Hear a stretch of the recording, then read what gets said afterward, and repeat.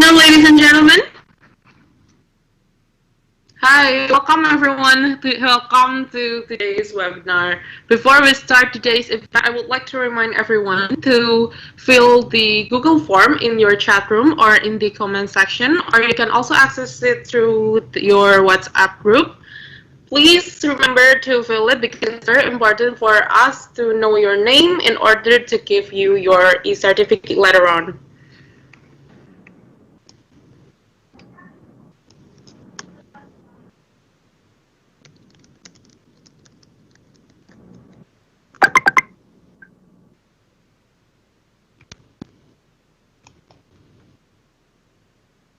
All right.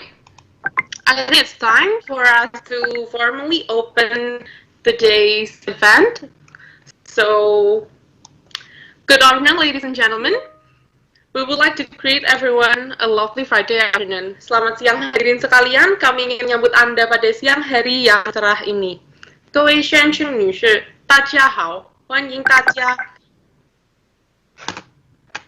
Buenas tardes, señoras y señores. Nos gustaría saludar a todos un gran viernes y bienvenido a este evento. Bon après-midi, mesdames et messieurs. Nous espérons que vous passerez une excellente journée. Magandang araw sa lahat. Sana may magandang araw kayo. Salamat sa darating ngayon.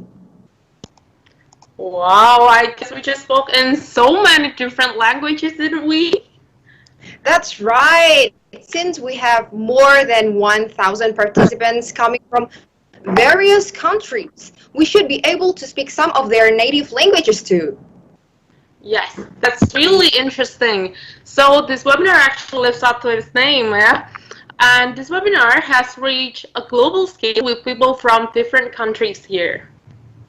Yeah, and then why don't we make this afternoon not only wonderful, but also a day full of learning and new experiences?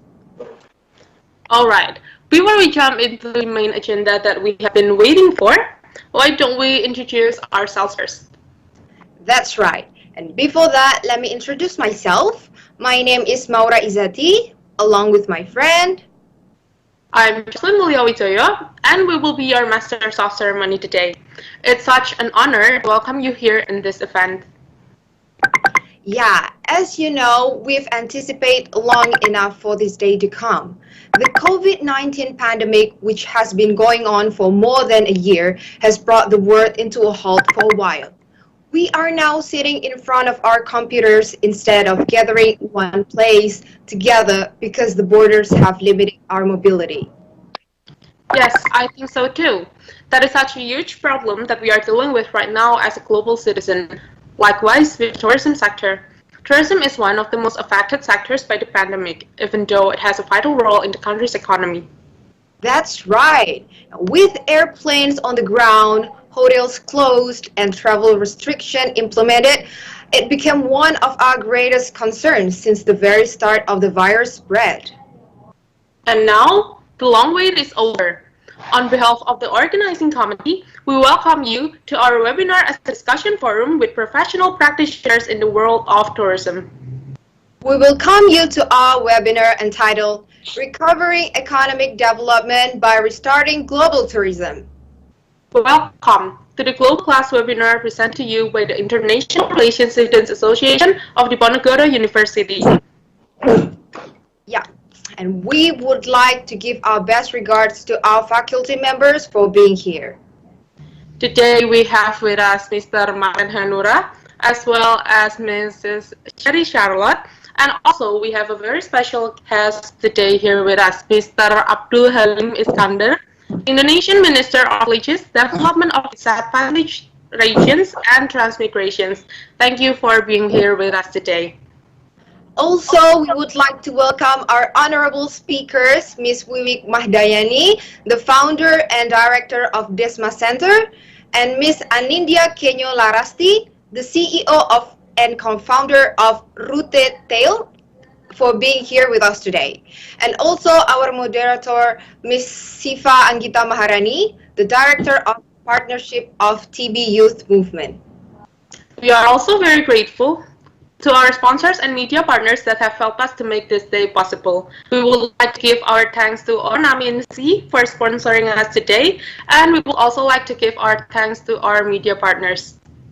We thank Indonesian Ministry of Tourism and Creative Economy, Sejuta Cita, International Relations Students Association of Diponegoro University, Forum Komunikasi Mahasiswa Hubungan Internasional Indonesia, Event Campus, and Event Banget.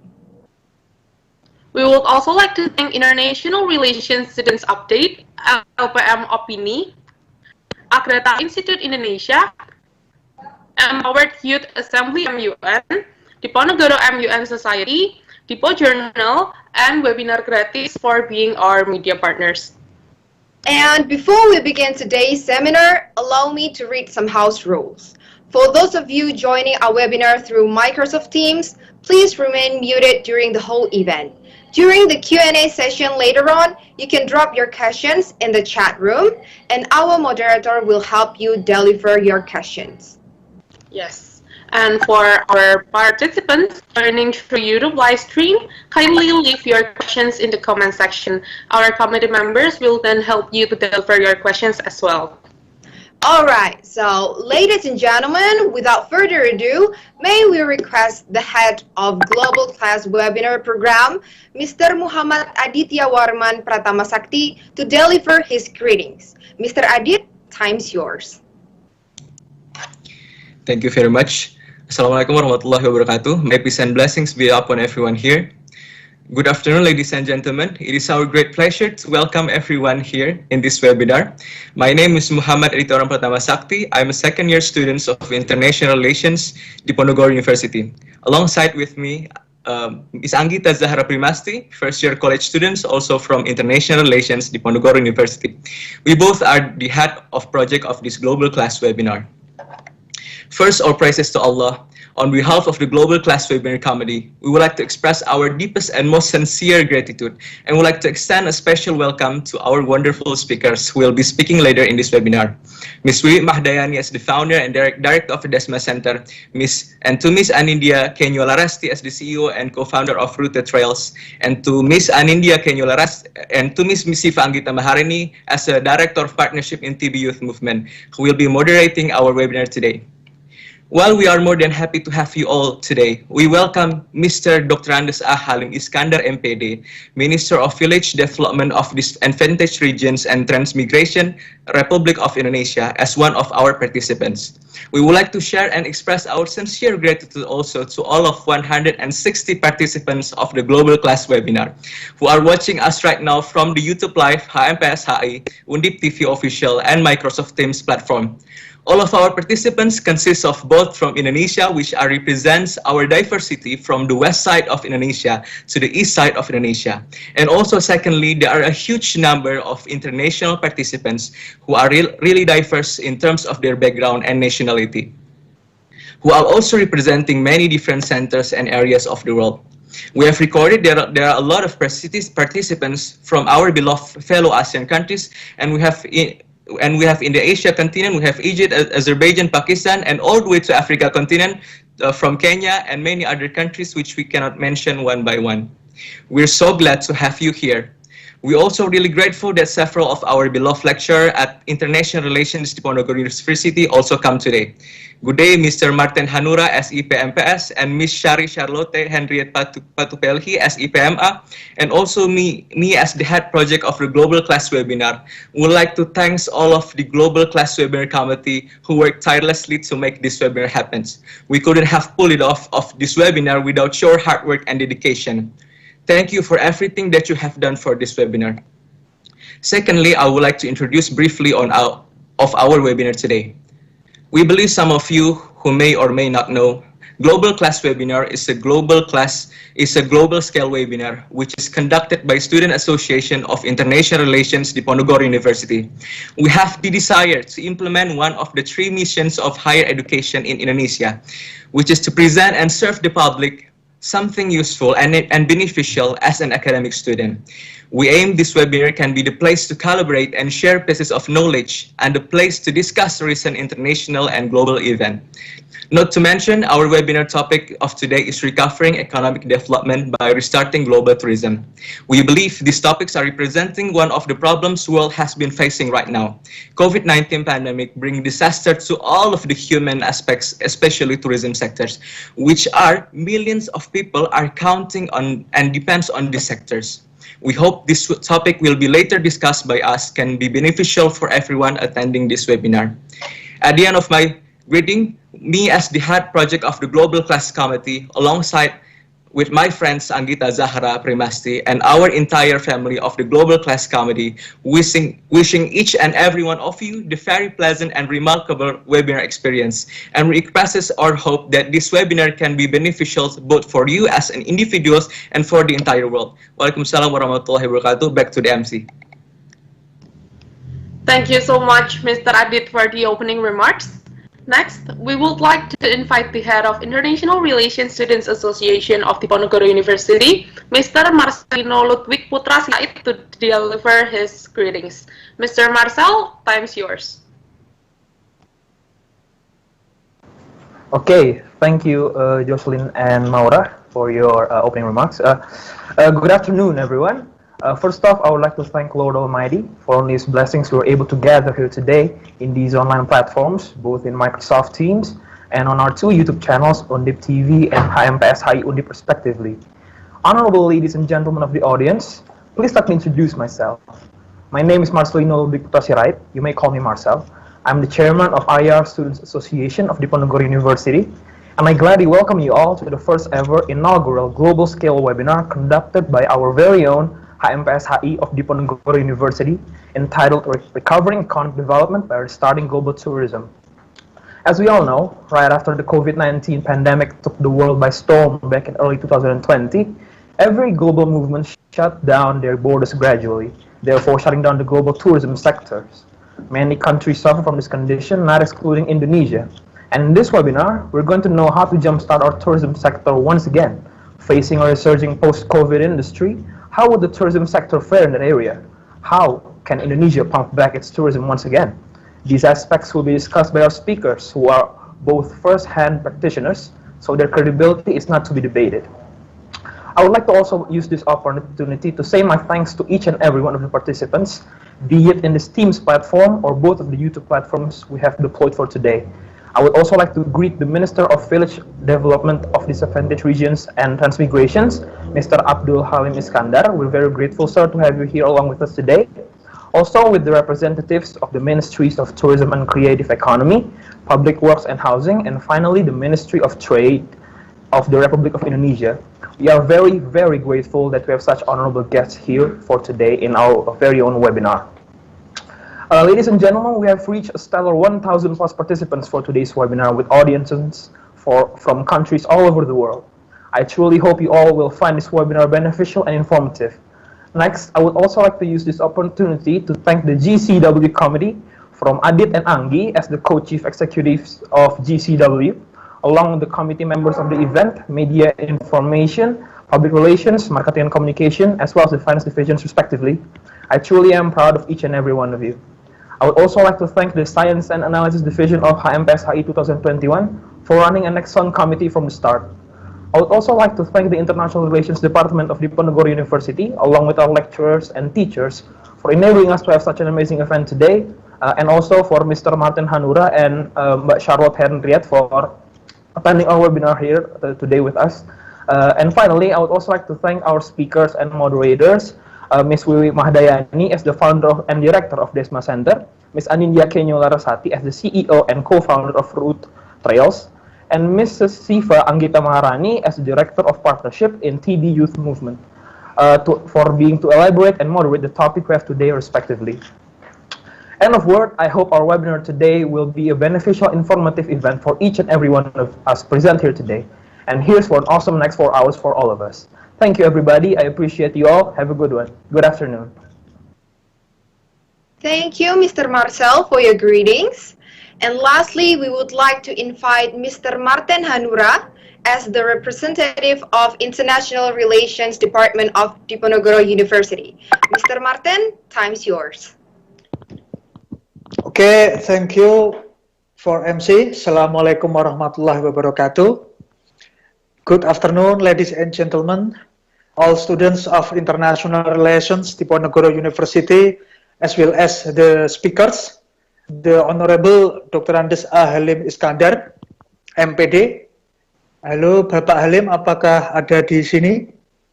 Bisa melihat saya? Atau belum hadir? Okay. You can hear my voice, right? Okay. Then the Honorable Miss Wiwi Mahdayani as the founder and director of Desma Center. Then Miss Anindya Kenyo Larasati as the CEO and co-founder of Root Trails. And the last moderator, Miss Siva Anggita Maharani, Director of Partnership in TB Youth Movement. The moderator, the last name I called is the one of alumni in International Relations Department. That's okay.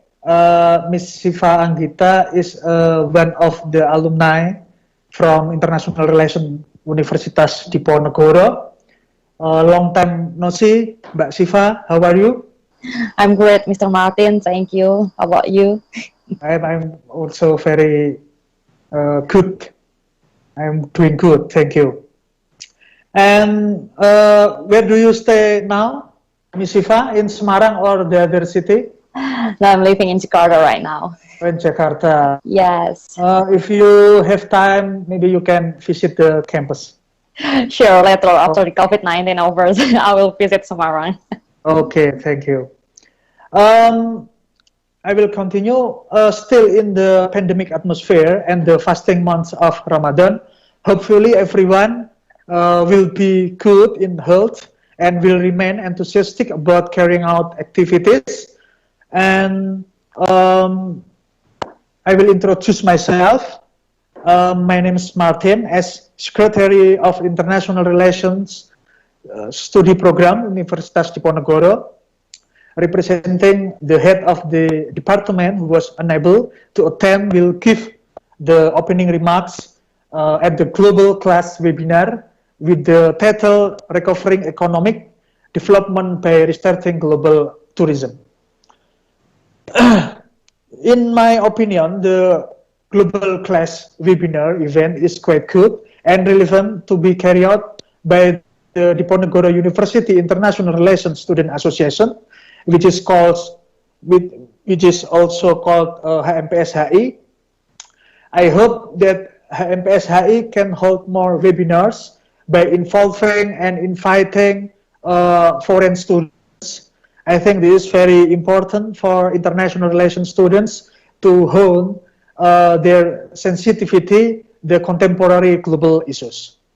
With the title Recovering Economic Development by Restarting Global Tourism is also an actual topic, considering that the tourism sector in various countries in the world, in particular in Indonesia, is in decline and is currently undergoing recovery again.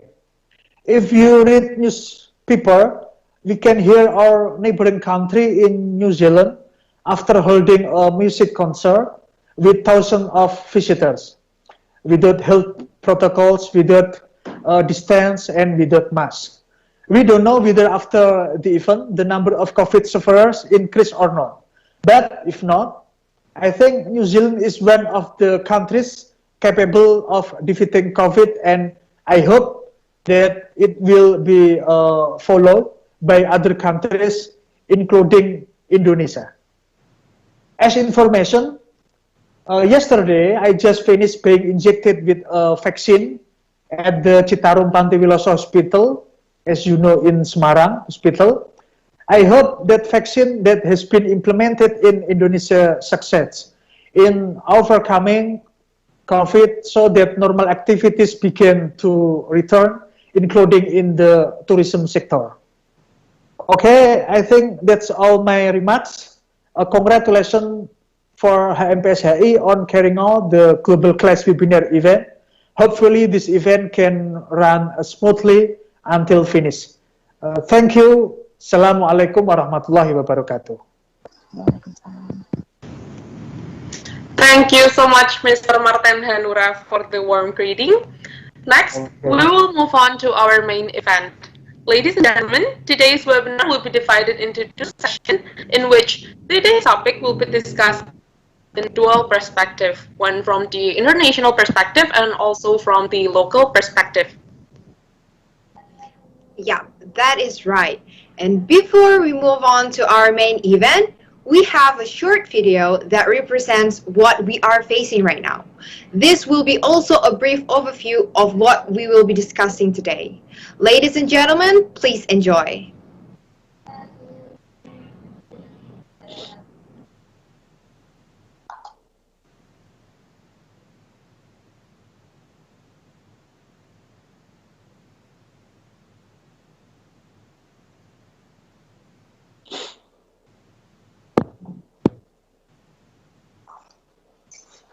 Ya. Lagi diajarin luar biasa. Nanti masalahnya apa ya?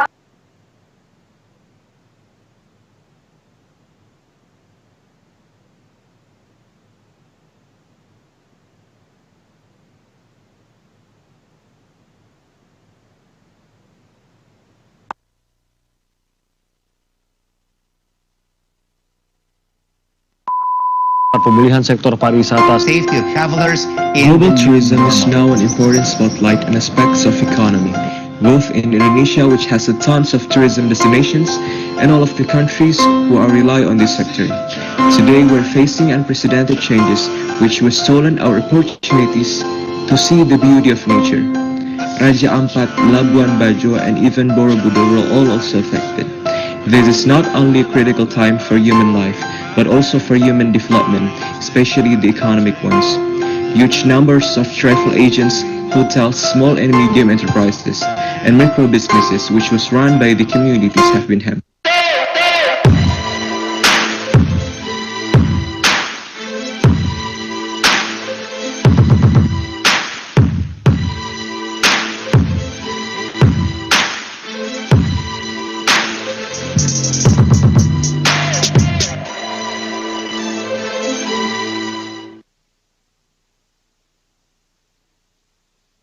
Alright, ladies and gentlemen, that was only the beginning. And moving right along to our main agenda, which we are waiting for, before that, we have an announcement to make. Ladies and gentlemen, please be sure to stay until the very end of today's activities because we will have a quiz session, and of course, this includes a door prize. And we would like to remind you to fill in the form for your attendance data in our webinar. Please do not forget because this is the data that will be used for your free e-certificate. The link can be found in the YouTube live chat, or for those of you who are attending via Microsoft Teams, it will be shared on the meeting chat. All right, let us now move on to our main event.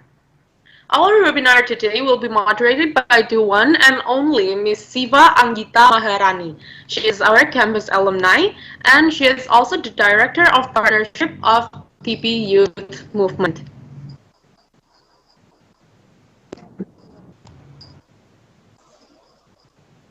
Let's take a brief look at her CV. Okay, so here we have Ms. Siva Anggita Maharani. She is Youth and Public Health Activist and the Director of Partnership TB Youth Movement in Indonesia. As we can see here, she has such a lot of achievements.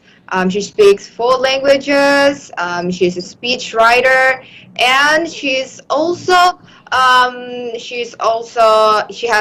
a very wide experiences in education and volunteer, and she is also the health system strengthener officer, individual consultant, commission intern in relational roasting, and project design officer.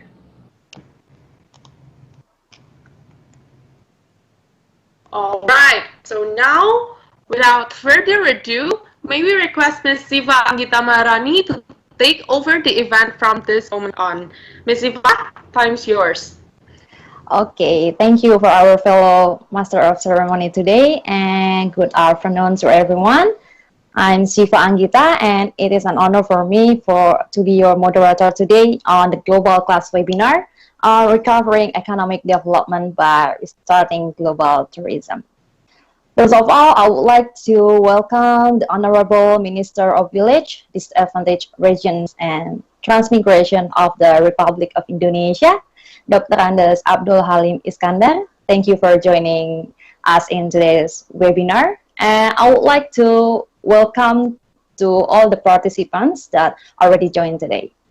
So let's start our session. I'm going to introduce you to our first speakers. She is the founder and the director of the Desma Center. Ms. Wiwi Mahdayani is graduated from the University Bordeaux Montaigne, taking the Master of Tourism Destination Management. And she is excelled in three languages, Bahasa Indonesia, English, and French. And she is also having many experiences in living and working abroad, like in Indonesia, Thailand, Vietnam, France, and Australia. And during her career, she has also obtained several awards and scholarship, like Asia Fellow Award and ASEAN Public Intellectual Awards. So let's hear from her. I will call Miss Wiwi Mahdayani. Please, for Miss Wiwi Mahdayani, the time is yours.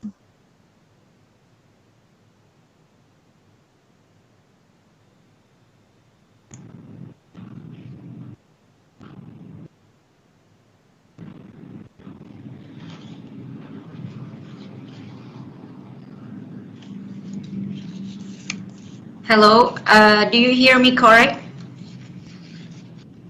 Yes. Okay, thank you very much, Mbak Gita, the moderator of this very interesting discussion today. Assalamualaikum warahmatullahi wabarakatuh. Good afternoon, and greetings to everyone from Desma Center Office, Jakarta. And I hope you stay well, stay safe, and stay healthy in wherever you are. And have a blessed Ramadan to all of you who's practicing it right now. And I would like to say thank you very much also for having me in this distinguished and important discussion. And I would also thank you for International Relations Students Association of Universitas Diponegoro, who have organized this webinar very well. And I would like to also greetings to Head of International Relations, which in this case is, in this occasion is represented by Bapak Martin, the Secretary of International Relations Department of Diponegoro University. So can we move ahead to the slide, please? Or the slide will be over my control.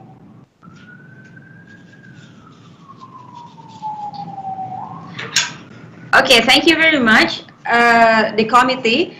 This is the outline that actually the committee has already given to me to discuss how the pandemic affect the tourism sectors and how global tourism situation right now and the change for tourism shortly, and what SMEs can do to take the advantage and certificate regarding regarding recover from economic development standstill, and of course the strategy to establish sustainable development of tourism. Next, please.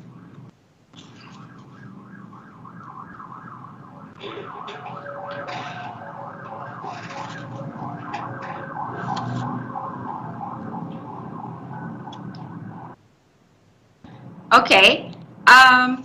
I know that this is a very challenging situation for tourism stakeholders and tourism ecosystem around the world.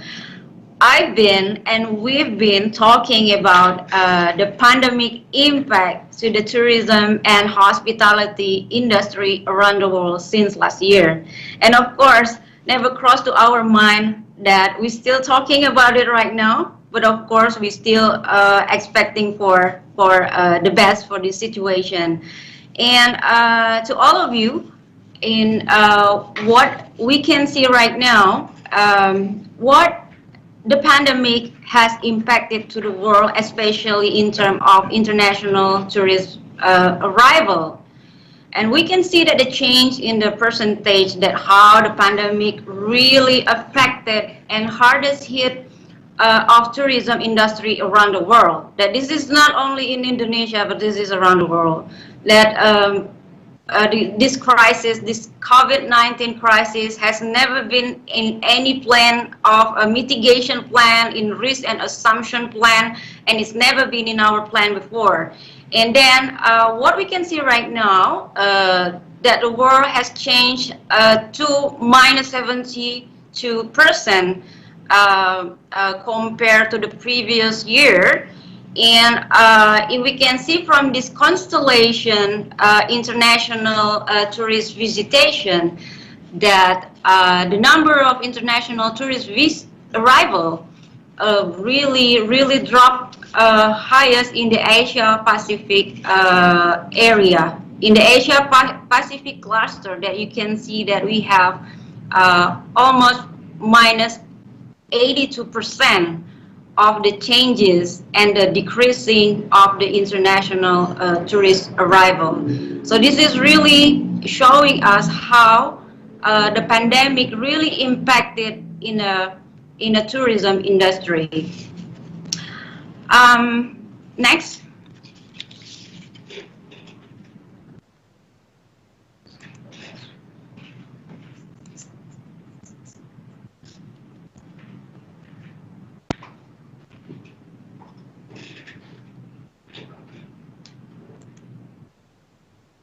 Okay, actually I'm asking the request to control, but it's okay. Okay, so we can also what the pandemic has already impacted in the detailed constellation, yeah. As we see, the decreasing number of global tourism due to this pandemic has decreasing of over 440 million people, and we have the loss of revenue in the world tourism sector until 1.2 trillion US dollar, which is very out of the expectation of everyone in the industry. And you can also see what is the pandemic impact on airline around the world compared to the year of 2019. We have the decreasing number across the continent, across the globe, in the Europe, Latin America, Middle East, Asia Pacific, Africa, and North America, and in which the airline constellation configuration numbers really impacted in Europe and also in Asia Pacific, which is the loss estimation in $1 billion, providing in this figure is really hardest hit the Europe continent.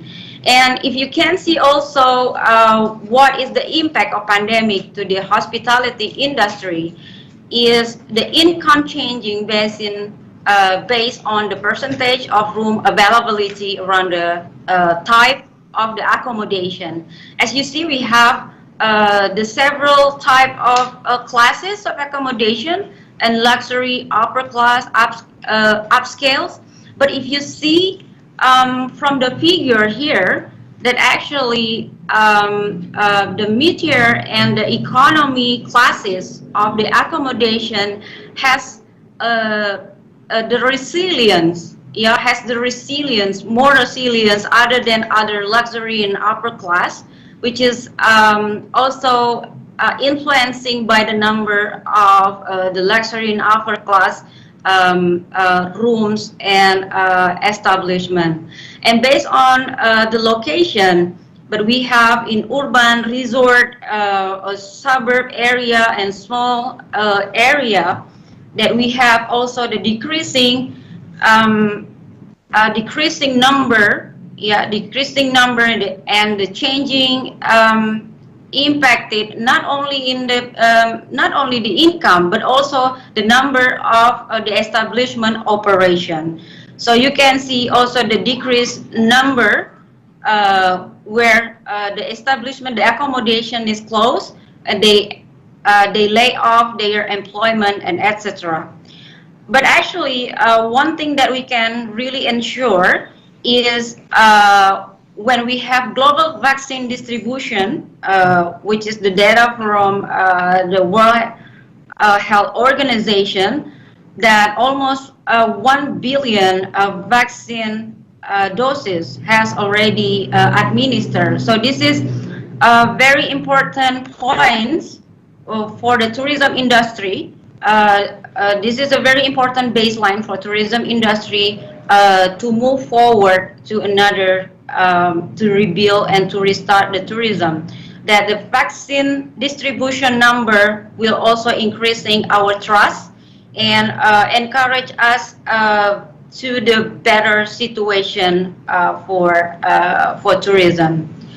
So yes, this is the global crisis due to pandemic, and trigger global economic impact in which, yes, one of them is tourism.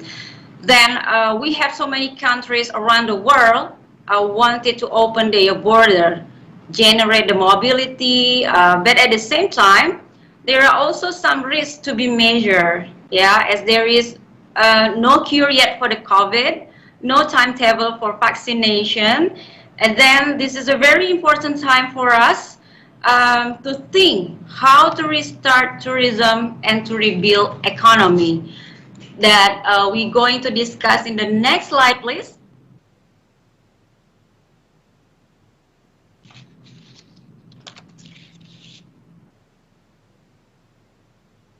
Next slide, please.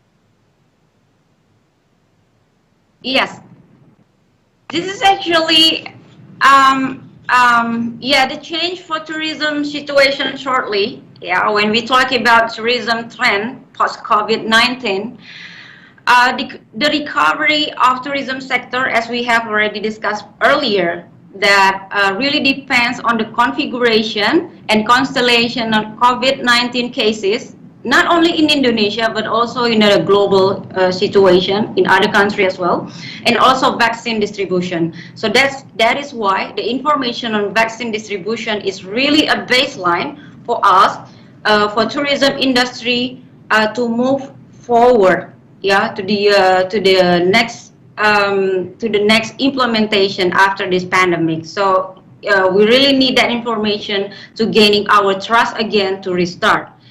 Then if we see, there are 4 measures actually on tourism trend in the post-COVID-19. We have already discussed it is not only happening in Indonesia, but also happening globally in many countries around the world.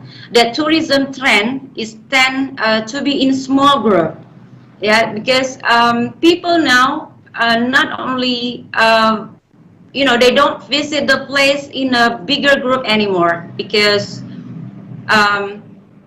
because actually many countries has limited the mobility and has a border limitation, and that's why the tourism trend right now tend to be in the smaller group. You don't go with the people that you don't know. So you will go with your family, with your best friends, and the people you know very well, because you need to be secure in the group of your travel partners.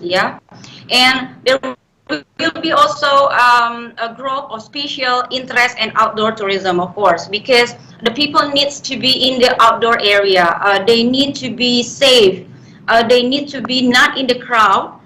They need to be practicing tourism in the other experience they have never been before.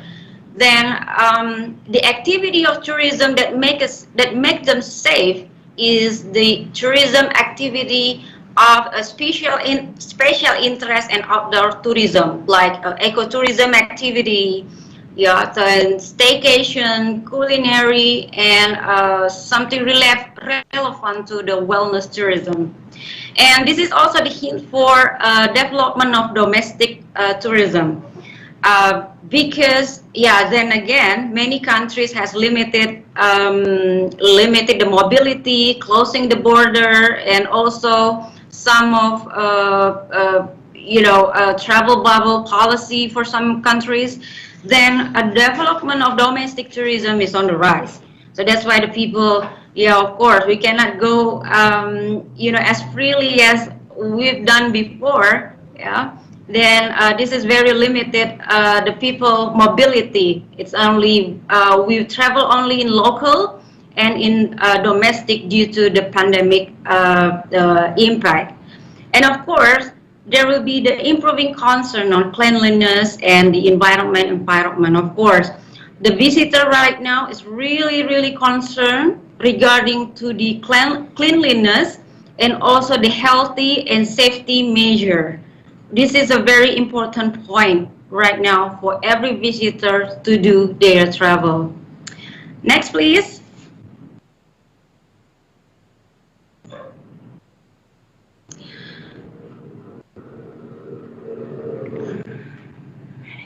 Yes.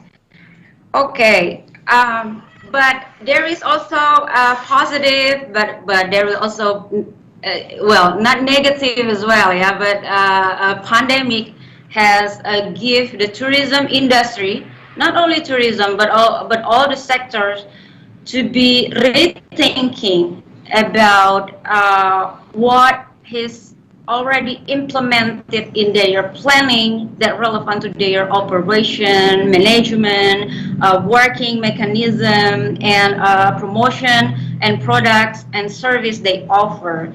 So the pandemic is actually the baseline for the tourism industry to rethinking that this is actually the rejuvenation area, the rejuvenation phases for all the business to rethinking about how they will implement their operational and management in the future after the situation rebound. Yeah, there are some measures that small and medium enterprises needs to do.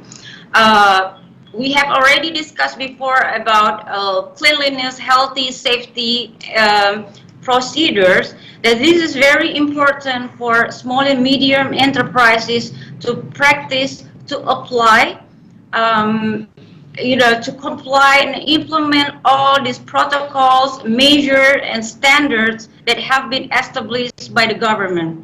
Yeah, this is to provide the sense of security, the comfort of the comfortability for the consumers, for the visitors, when they consume the product and service when they travel. And of course, the tourism industry needs, especially small and medium enterprises, they really need to clearly communicate their health protocol and standard they apply in their business. This is to give such information to the client, to the visitors, that your business, actually the SME's business has already applied safety measure and healthy standard for all their operations. So this is a very important part right now.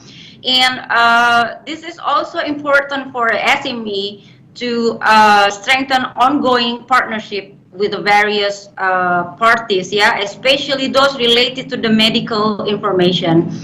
This is also provide the safety and ensure the visitor to consume and to visit the destination, or whether stay in a hotel, or whether to be involved in your tour group again.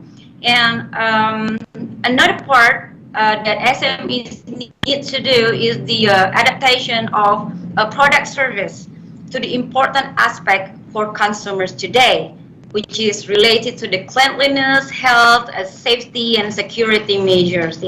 And this is also very important for the SME to conduct a joint promotion because many destinations right now is ongoing process on building awareness to all the visitors around the world, to their targeted consumer, for saying they still exist. Please wait for us. We will reopen after the pandemic is over. So this is the time actually to generate more online promotion, and also to establish a joint promotion with other establishments.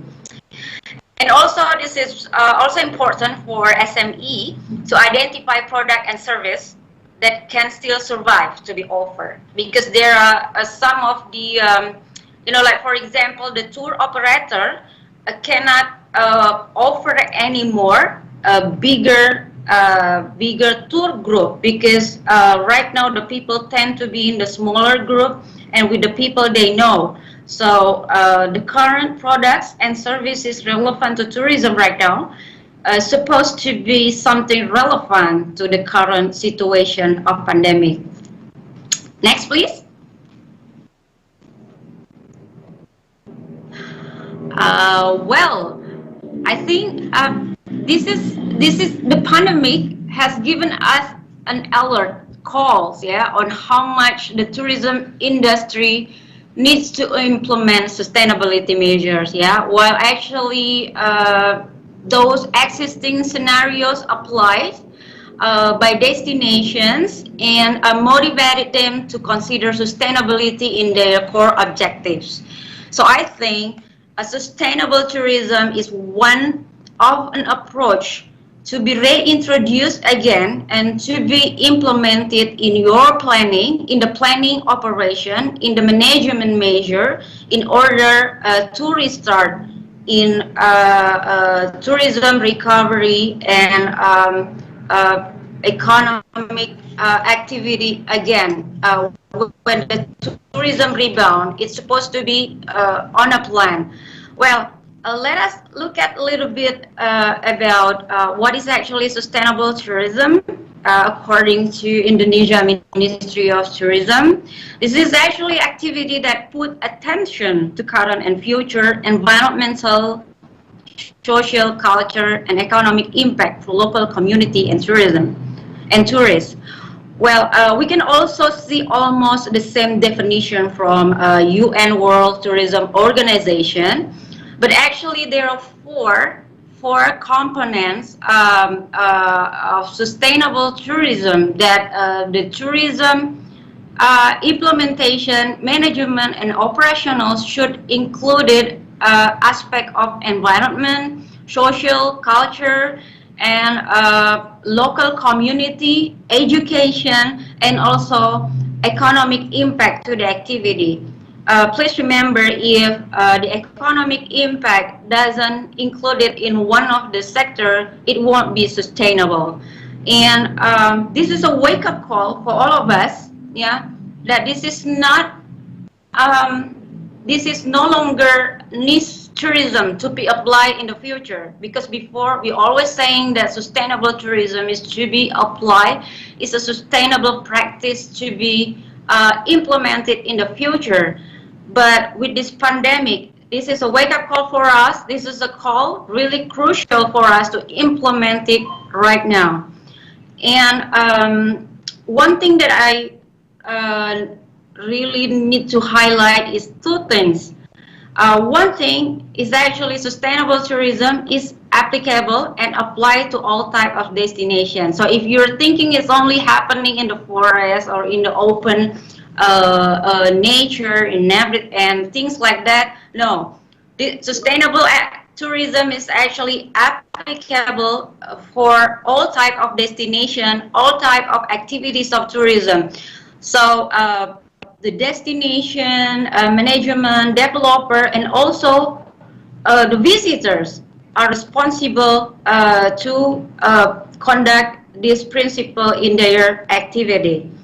And that is the point, important point, especially for some of you, I think, the students, the young generation, when you are going to travel again after the rebound, after the pandemic is over, even though we don't know yet the timetable for it.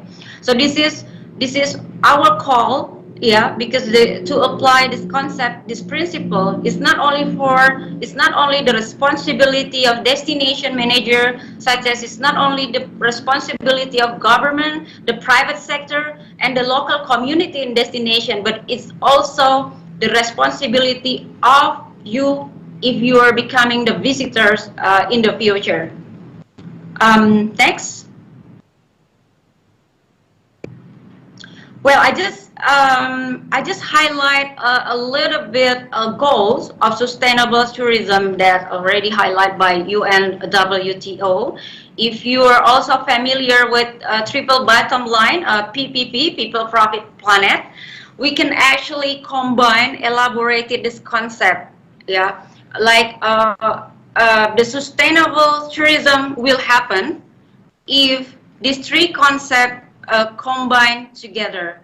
Well, when you see here, for example, in environmental aspect of tourism, in a destination, when they apply physical integrity, biological biodiversity concern, and environmental purity aspects in the operational and management of the places, and then in the operation, when they consider about the local content, about the local people, and where the activity of their tourism will improve the community welfare and also promoting the cultural richness, then there will be intersection between two of them that you can fill the gap, you can close the gap, what we call visitor fulfillment. Yeah, because in the end, every operational and management of tourism will be need to require visitor to come to your destination or your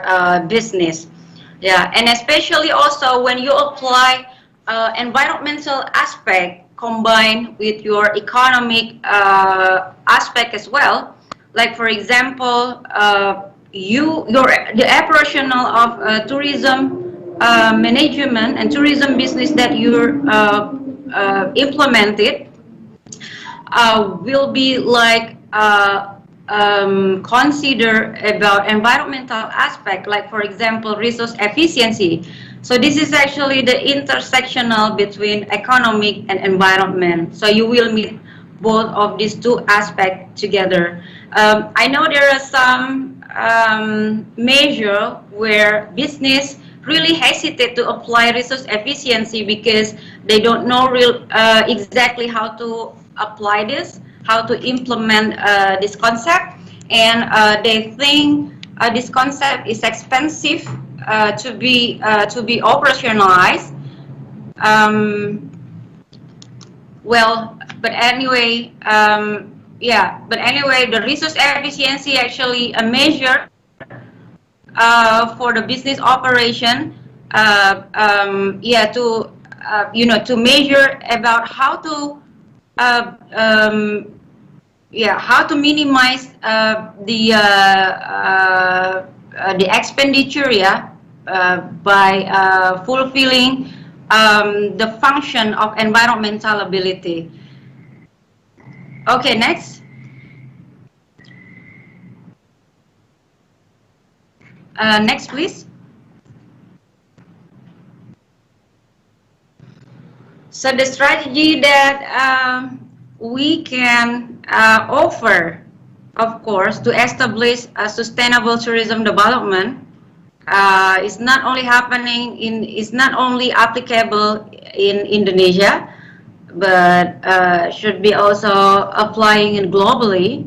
Yeah, around the globe needs a strategy to restore the tourism and need to have some measure when it's rebound, and we need an implementation on the government policy, for example.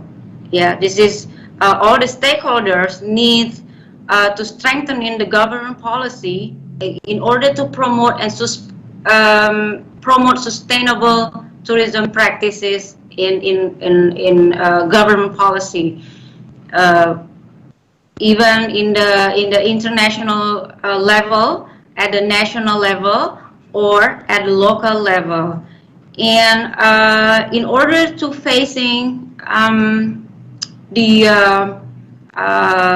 tourism after post-pandemic, we also need to strengthening the partnership, the involvement of partnership of stakeholder that relevant to tourism through the forum, collaborative activities and joint promotion will be needed, because now the business cannot stand alone. We need to be collaborate. So because this is the era of collaboration, then this is the era of partnership.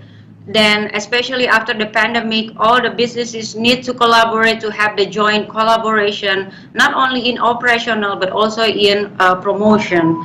And we need also to improve and strengthening the awareness for all the sector regarding the concept of sustainable tourism.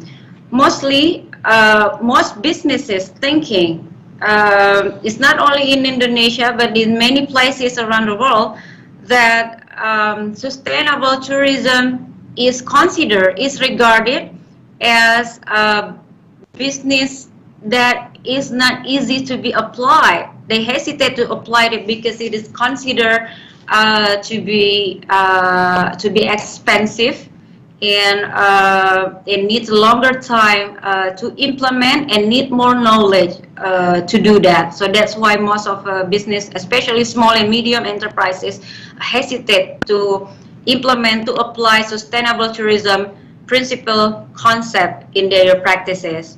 And other thing that we need to do is the strategy for strengthening product development, of course, to fulfill the visitor satisfaction.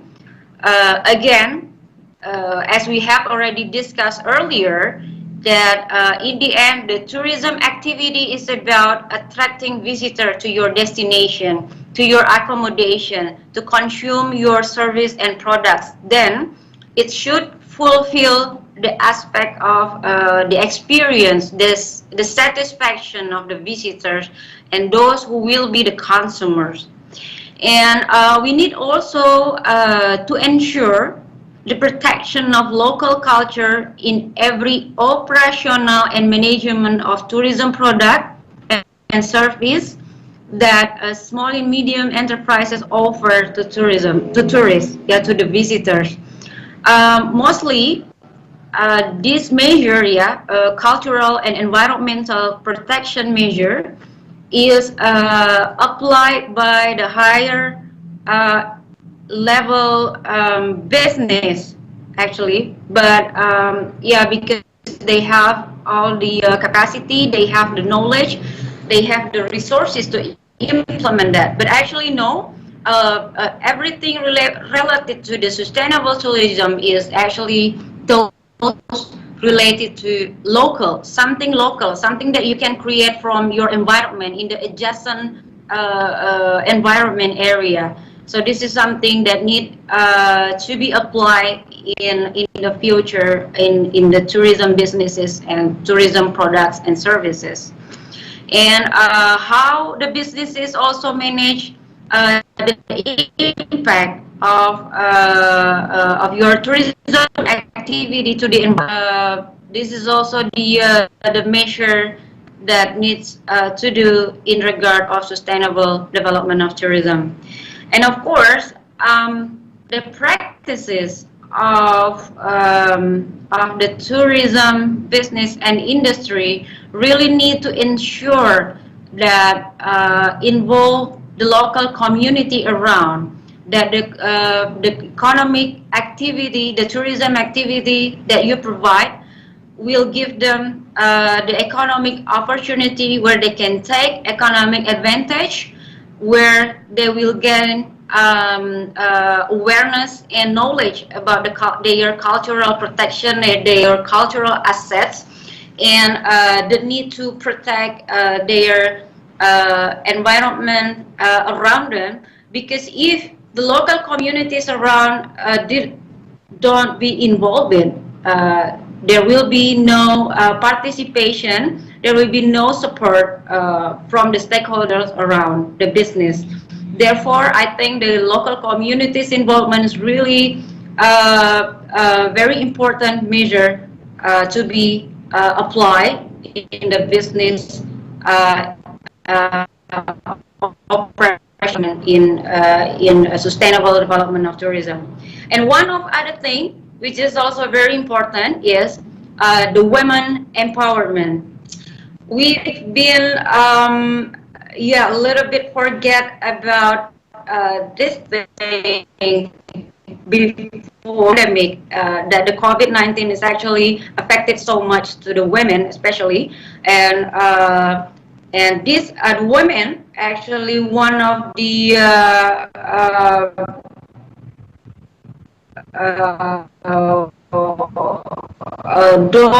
those who have business, and we also know there are also over percent of the women who are the owner of the small medium enterprises in tourism, and also a practitioner of a local business. And women actually those who are involved in the business, and therefore encouraging women empowerment effort for their development, their business development is really one of the strategy needs to be established in supporting sustainable development of tourism. So I think, yeah, next. I think there are, I think it's all for now. I hope we can discuss further more about this later on in this question and answer session. Thank you very much. Thank you very much, Miss Wiwi. So from our first session, we know from the wonderful presentation from our first speakers, Miss Wiwi. Thank you very much. And we know that our work right now is really suffering a lot due to COVID-19 pandemic, and particularly in the tourism sectors, we know that there is a decreasing for about an average around 70% globally, right? And we expect around revenue loss around billion to trillion dollars, and it's really worse, I think. And from your presentation, there are some of the questions arise from our participants, and I hope I could I'm sorry, my voice is echoing. Comment? No, no, I can hear you correctly. Okay, great. I'm going to read some of the questions that arise from the YouTube channel and another, social media like Facebook. And here's the first third questions that our participant is really curious about. The first is, what do you think is the sectors that became an obstacles to implementing the sustainable tourism in Indonesia? That will be the first question. And the second question is, how do we as academics could ensure the recovery of economic by rebuilding tourism within the country with four main pillars of sustainable tourism development by implementing the Tbilisi Declaration as cornerstone of restart tourism?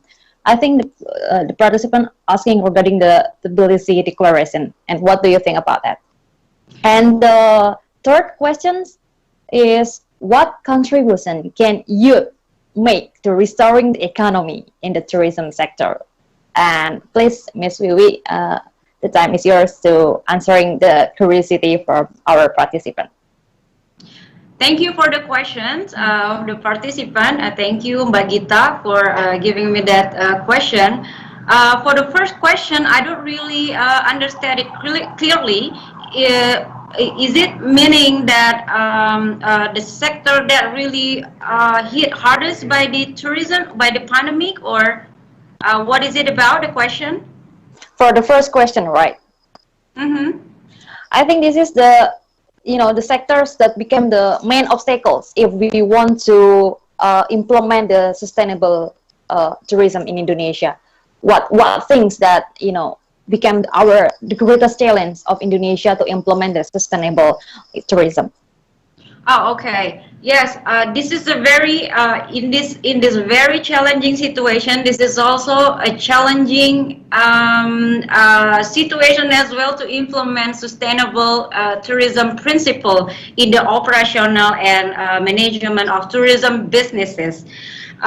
This is because of lack of knowledge. Usually, not so many people clearly understand what is actually sustainable tourism and what are the principles, how to implement, and how to put it into practice, how to operationalize, and how to put this measure into the management.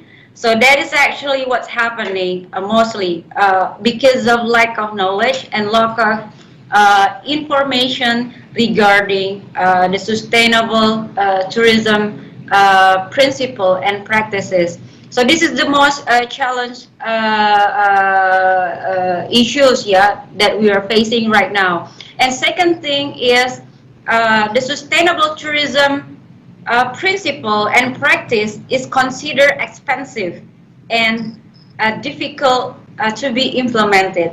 So that is why the people might think that it require high cost to implement the sustainability in the business, to implement the sustainability in their operational and their business, because it will require higher cost, bigger effort, and lots of knowledge gaining effort in implementing this thing. So that is why it's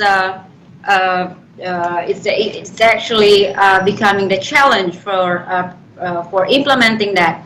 But actually, in the village, in our kampung, in our ancestors already apply all this measure what we call sustainability. Our ancestors already apply the practical local wisdom that we have to respect to the nature. Yeah, we can see that practice across Indonesia. Actually, our ancestor is the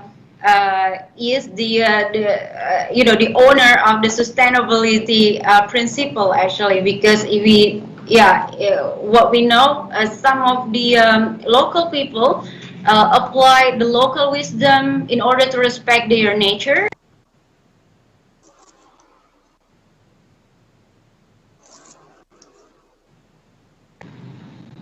Hello?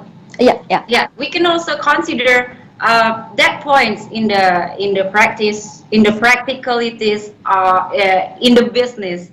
So those other things is the challenging things to be implemented in the operation. And for the second question, it's about. Please remind me again. It's regarding the Tbilisi Declaration and how it could affect the sustainable tourism. That declaration actually at normative level, yeah, because if the country ratify and agreed on this, what has been agreed in the conference, then the designated countries need to implement on the ground. In Indonesia, I think there are some schools who have already applied environmental education measure, and even UNESCO in Indonesia right now, some school in Indonesia right now has already applied some what we call environmental education in their curriculum and also in their classes. But the most important thing is this pendidikan lingkungan, ya, this environmental education is introduced at the preliminary secondary schools. And what we know, we also have the program, the joint program of the Ministry of Education, if I don't mistaken, and also the program of the Ministry of Environment and Forestry of the School of Adiwiyata program in the school, and many NGOs, many private sector in their CSER program have also implemented the environmental education movement in the activities. Okay. I hope that answer Yes, the question. yes, that I think answer the question. So the Tbilisi Declaration could be formed as a commitment, right? The political Yes. commitment that the country signed to establish the sustainable tourism. And And but the most important thing is how the concrete action plan to implement that. indeed, on the that's ground. right. Yes, okay, so the third question is regarding the youth contribution. What is the young people can do to restoring the economy in the tourism sectors? Yes. What the youth can do in the tourism in contributing to the tourism sustainability. Of course, we have already discussed that during the discussion during the session before. If you are a visitor, please please apply the sustainability measure when you travel to the destination. It is in your hands. Yeah, it is in you who can choose what you consume, what the destination you visit, what kind of activity you take, what kind of a hotel you stay. This is in your act to do that in your activity of tourism. But the most important thing is not doing this only when you travel, Yeah. but also in your daily life. So the aspect of the youth right now, you have the access to the big data, internet knowledge. You are a technology-minded generation, so you have your fingers to find the knowledge about what to do, what environmental issues measure that you need to do when you travel, how you can encourage local cultural promotion during your trip. It's in your hand. You are a very important generation to to give this estafette and give the information to the broader audience. This is very important. You are a very important generation to spread the information and to improve, strengthen the awareness. So it's in you. I encourage you to do that not only during your travel, but also in your daily life. Yes, that's right. So to the young people that in here attending the webinar here, so all of our decision is have a little impact to the tourism. So every decision that we are making during tourism, like during travel or during our daily life, will really have heavily impacted the world that we are living today. So we have to make a wise choice, right? As a young people, we choose things that only make the world a better place. And there are some of questions also coming from the WhatsApp group, and this is one of the question is, we have questions on how to survive our global business in this pandemic. As we know, there is no event exhibition and there is no flying to our country. Like we encourage people to have a sustainable tourism, but what if there are no flight available, right? How we get there? Maybe that's the question. And the second is regarding what do you think about a tourist place that is already open, but the community mobility is prohibited? So what do you think about that? Well, we know that the pandemic has limited our mobility. The border is closed, and the people needs to ensure about the tourism cleanliness, healthy and safety measure that apply in the business. So everybody has their worried, and with everything is limited, and then there is no other choices that we have to use the technology in doing our business. And that's why what we have right now, we have online event, online gathering that we have right now, online webinar, online classes, and everything right now is limited to be local, to be online, and yes, well, we have limited action to do the things like what we did before.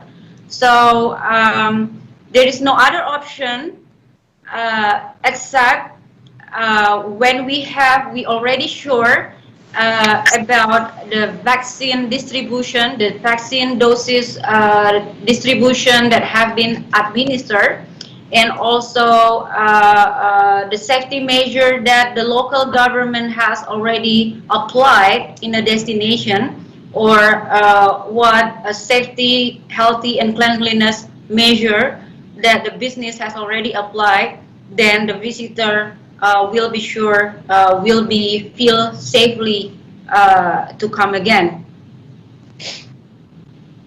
Okay, Ms. Wiwi. Thank you very much for your answering the questions. And one last question is, the tourism development is related to geographic aspect, which I would like to ask, how are the efforts to develop a geopark area related to the current regulation on certified healthcare simulation educator based tourism, especially for local residents? What do you think about that, Ms. Wiwi? The question is how the measure to do that? To develop a geopark area that, you know, that we already developed the certified healthcare simulation educator, right? And how both of these link to develop the sustainable tourism in Indonesia? Well, one of the things, if the destination has already the status of geopark, this destination has already a step ahead. Why? Because you have the status already, whether this is national geopark status or UNESCO global geopark status. Then you already have a step ahead. Then what you need to do is using that step ahead, using that status to encourage how you can implement all the sustainability in your operational management and planning in your activity. First, I think you really have to, like we have already discussed in the session before, that the destination, all the businesses involved inside apply cleanliness, healthy, safety measure in the operational and activities. Then this is really need to do to ensure the visitors that you are safe to be visited. And second, you need to be informed that there is no need that you apply that things, but you don't inform that to your potential visitor, your potential customer. This is what actually happening in most of businesses in Indonesia. I have been to, I have been informed to many businesses in Indonesia that already applied sustainability measure, but they don't inform it to their potential customer, their potential visitors. Therefore, the people outside of their destination, of their accommodation and their business didn't know that actually they apply the sustainability measure. So what for? Then you need to inform that, you need to promote what effort you are doing in your operational and your activities to make to ensure your activity is under the safety measure. And talking about development of a destination, it will be so many aspects to do, yeah, from planning, operational to the promotion. Yes. But one thing that I want to highlight is it really need to mix up the constellation, the complexity of a destination into one receipt, yeah. when you have interpretation and socialization through your social media, and you have to inform about the importance of why you are a global geopark destination, why you are a geopark, why you have that status. The people need to know. The people need to know why you are geopark, what is geopark, and what the visitor needs to do when they visit a geopark, and all the things about it. The interpretation information is very important for a destination. Okay, Miss Wiwi, I really learned so many things from your, presentation, and I right now realize how it is really important for us to, to implement the sustainable tourism, so we can build, the better place and the more sustainable world for us. So since we already run out our time, I'm going to sum up the presentation and the discussion that already happened in our first session. So from this first session, that we know that the world is really hit hard because of the pandemic, COVID-19, and as Ms. Wiwi told us in her presentation, that this pandemic should be the wake up call for all of us, not only for the industry, but as a consumers, as a government, to maintain more sustainable life, and to provide a more sustainable tourism in this particularly in this particularly presentations.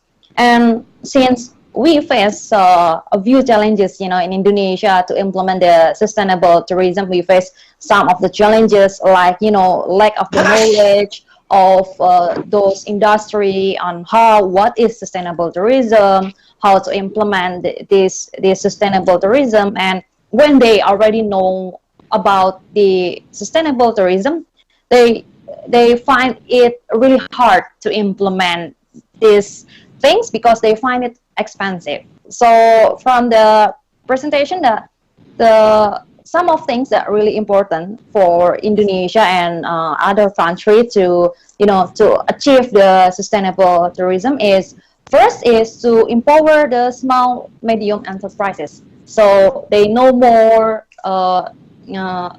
regarding the sustainable tourism. They if we empower them, they could they could afford to make the services that will lead to the sustainable tourism.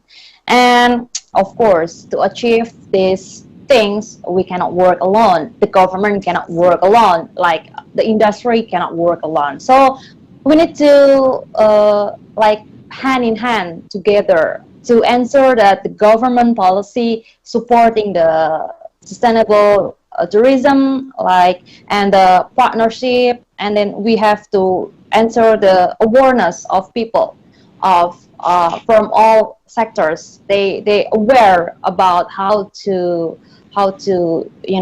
create the sustainable tourism, and also the importance of product development, the protection and environment and local communities, and last but not least is about the woman empowerment. By empowered women, we can achieve the sustainable tourism. And that's more or less about the presentation that was being delivered from our wonderful speakers, Ms. Wiwi Mahdayani. And right now we're going to giving a certificate to Ms. Wiwi Mahdayani.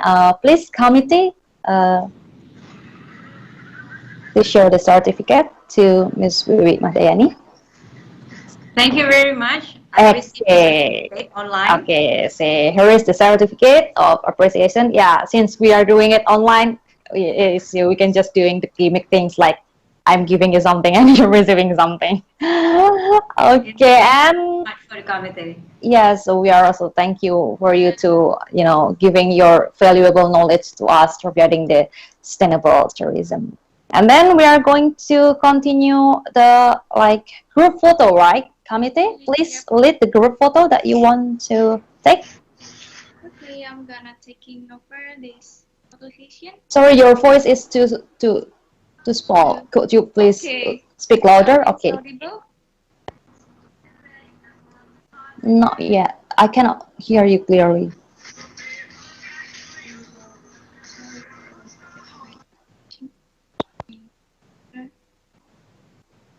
Maybe this better than before. So I'm gonna count Okay. 1, 2, 3. Okay. 1, 2, 3, and done. One again. 1, 2, 3. Okay, thank you. Okay, thank you, committee, and thank you, Ms. Wimahdayani, for your valuable knowledge that has been shared in our first session. I hope that our country can achieve the sustainable tourism, so we all can recover. I hope that we can recover from the pandemic also soon, very soon. Thank you very much, Mbak Gita, and thank you very much, everyone. Yeah, so that was our first session. Now we are going to move to our second session. I'm going to introduce you our second speakers.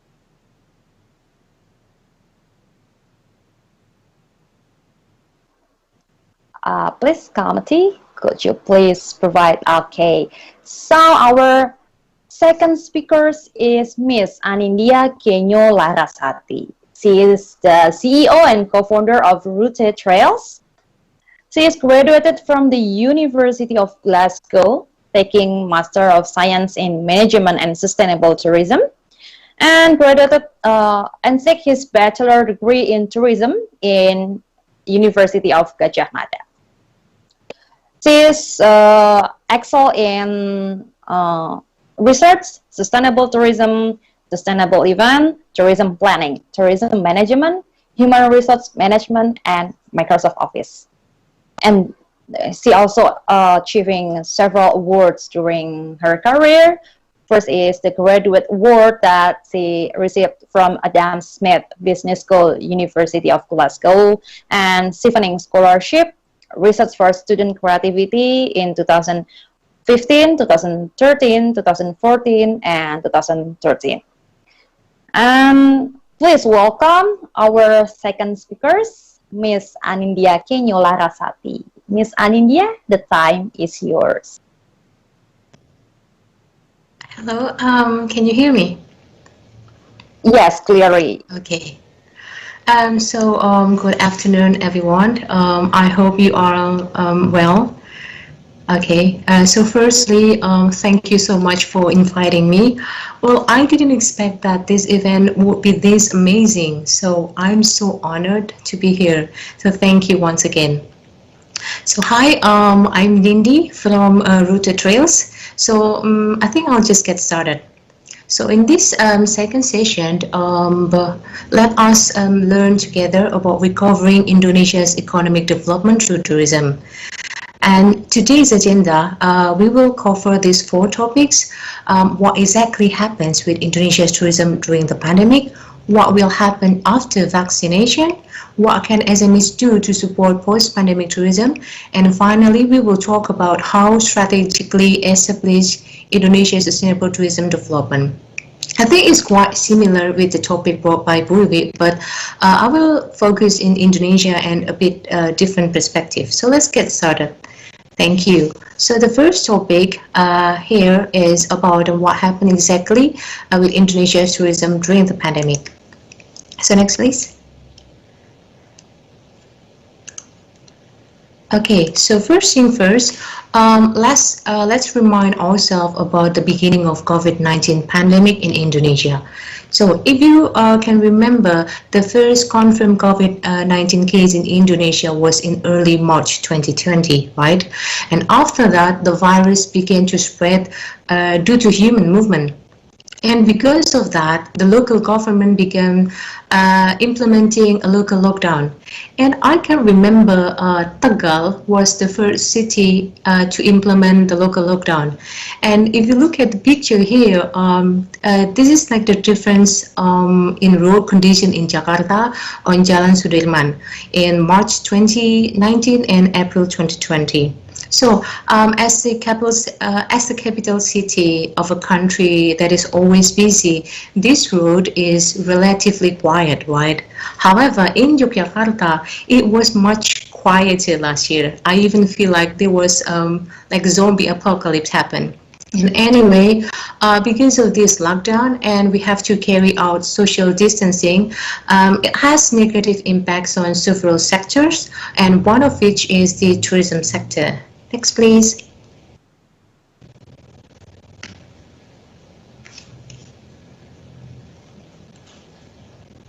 Okay, so here I summarize the main things in tourism in Indonesia which are affected by COVID-19 pandemic. So first, of course, the decrease in the number of tourists, both international and domestic, and then the number of transportation passenger and the occupancy rate of accommodation also decreased. And the sad thing is that employment is also reduced, meaning that many people lose their jobs. Next. Okay, so as Puwiwi said before, countries in the world closed their borders to international tourists, as well as in Indonesia. So this resulted in the decrease in number of international tourist arrival by 88.08% from the previous year. And from this graph, it can be seen that there are still like several 100,000 visits, which I think, of course, comply with the travel restriction regulation. So the same trend also applies to the domestic tourist trips.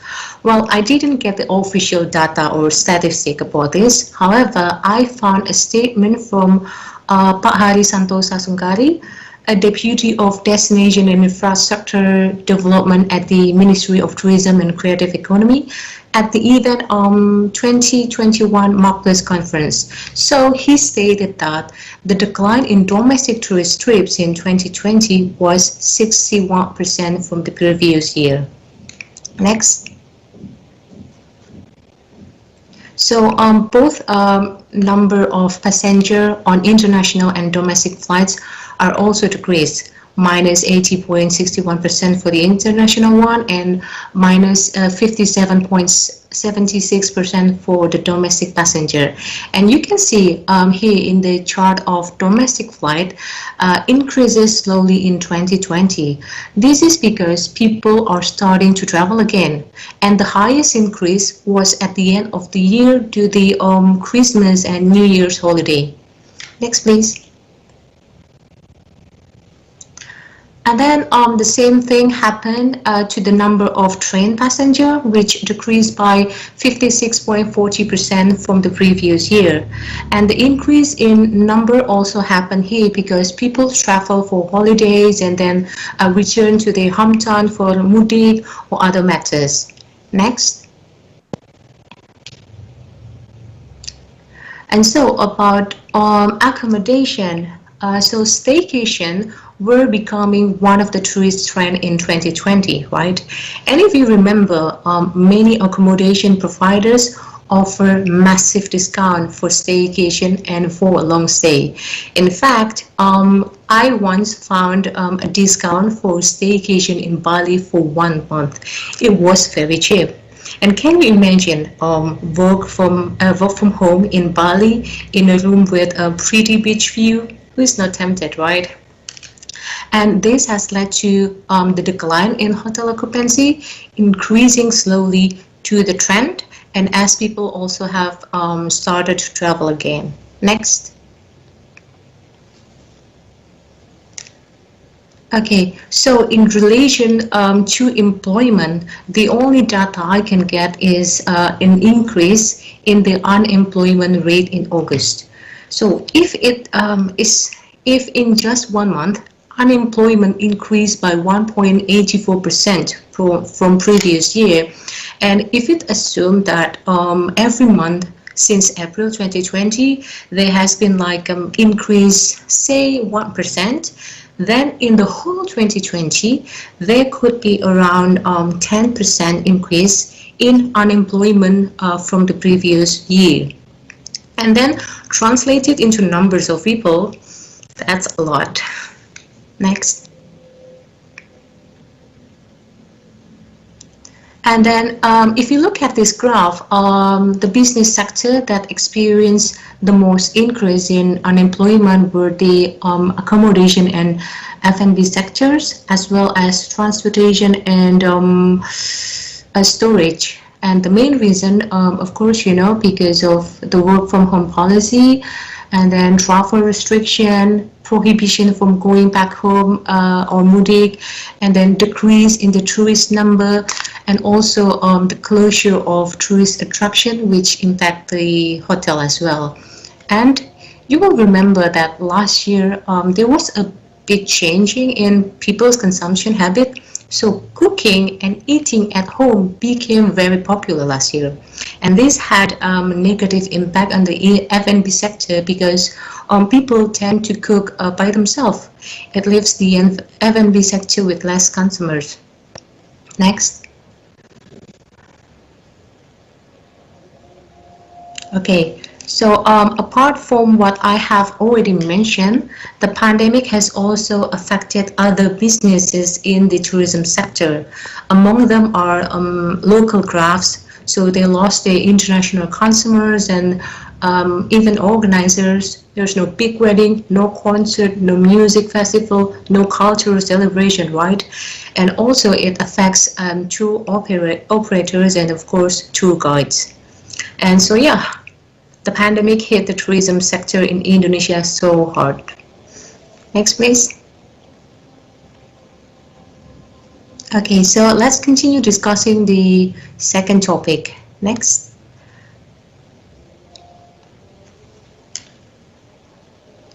Okay, so first thing first, we have to remember that vaccine is not a cure. Okay, vaccine helps build a specific immunity against COVID-19. So the main aim of vaccination is to reduce the transmission of COVID-19 and then reduce the number of morbidity and mortality due to COVID-19, and also to achieve herd immunity. So herd immunity is a condition which most people have been protected from a disease. So in this case, protecting the community from COVID-19 in order to remain productive socially and economically. And then here is a little explanation about vaccination down below. So a group of people without vaccine can transmit the virus easily and make a lot of people sick or even die. And compared to the other group of people with vaccines, the virus transmission can be stopped. So there will be fewer people who get sick or die. Next. So is the vaccine effective? We don't know yet. We don't know. So it's still not clear if vaccinated people can spread COVID-19. So although vaccines are effective at keeping us from getting sick, the scientists are still learning how well vaccines prevent us from spreading the virus to others, even if we don't have any symptom. And as more people get vaccinated, scientists are also learning how long will the vaccine protect people, right? So it leaves the possibility that some vaccinated people could still get infected without developing symptoms and could then silently transmit the virus. And I think there were some cases like this, people a couple of days back, right? And moreover, with the virus mutation that have been appeared a couple of times. There used to be like a virus mutation from the UK, if you remember, and then a few days ago, a virus mutation from India entered Indonesia. It was terrifying. I'm literally scared right now. And then if we talk about the Sinovac vaccine, about the protective effect of the vaccine, I think it's still waiting for a full report in the clinical trial in Bandung. So it means that no one is safe until everyone is safe. Remember, this is not about me, this is not about you, but this is about we and us. So COVID-19 has reminded us that we live in a shared world for all of us to be healthy and prosperous, and so we need to take care of each other. And for these reasons, people who have been fully vaccinated against COVID-19 should keep taking precautions until the scientists know more. So we still have to do social distancing. Wash your hand cleanly with soap and use mask. Don't get tired and bored of this. We still have to fight together. And next, please. So in here, I quoted Cynthia Lever, an associate professor of immunology at Cornell University. So it's not like when you get the vaccine, you'll all of a sudden have a Captain America shirt around you, so you would be safe. No, we are not Winter Soldier, we are not Super Soldier, or even Sam Wilson. So yeah, next please. So apart from the scientists, we researching the development of the virus and then the effectiveness of the vaccine, we have to work together, as said before by Mbak Anggita and Puiwi. So the government must have a good policy and strategies to suppress the virus transmission. Business owners need to be careful in running their business during a pandemic, and they shouldn't be greedy for profit purposes only, right? And then influencers, media, journalists, they need to use their platform and their followers to provide facts about COVID-19 and encourage people to apply the health protocols. And we, the general public, must be able to follow the applicable regulation. Next. Okay, so how is the condition of tourism after vaccination? So what am I describing here is not proven condition, okay? So this is still a prediction and hopes that I took from various resources. So tourism activities will resume. Well, actually it has been running since last year, right? But well, it's hoped that it can be developed. Therefore, tourist attraction will reopen, likewise with the operation of transportation, accommodation, and F&B. And then because there are still this travel restriction and unfinished vaccination, domestic tourism will be the primary tourism for now. And about the international tourists, I think they will enter slowly and also with the help of COVID-19 vaccine passport, which is actually still somewhat controversial out there.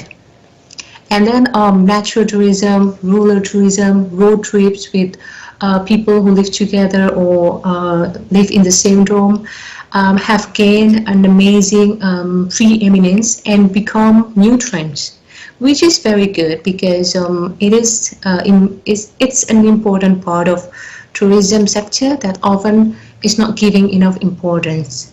And you must see on your social media, like your friends, your family, there are many of them who travel to beaches and waterfalls and do hiking, which prove this trend. And lastly, that sustainability, authenticity, and the value of localhood has increased and become a new sector.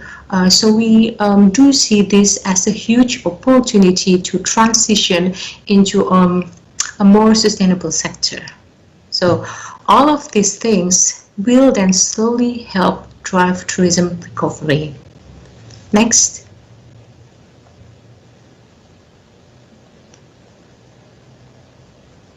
Next, please. Okay, thank you. So we will continue with this third topic next.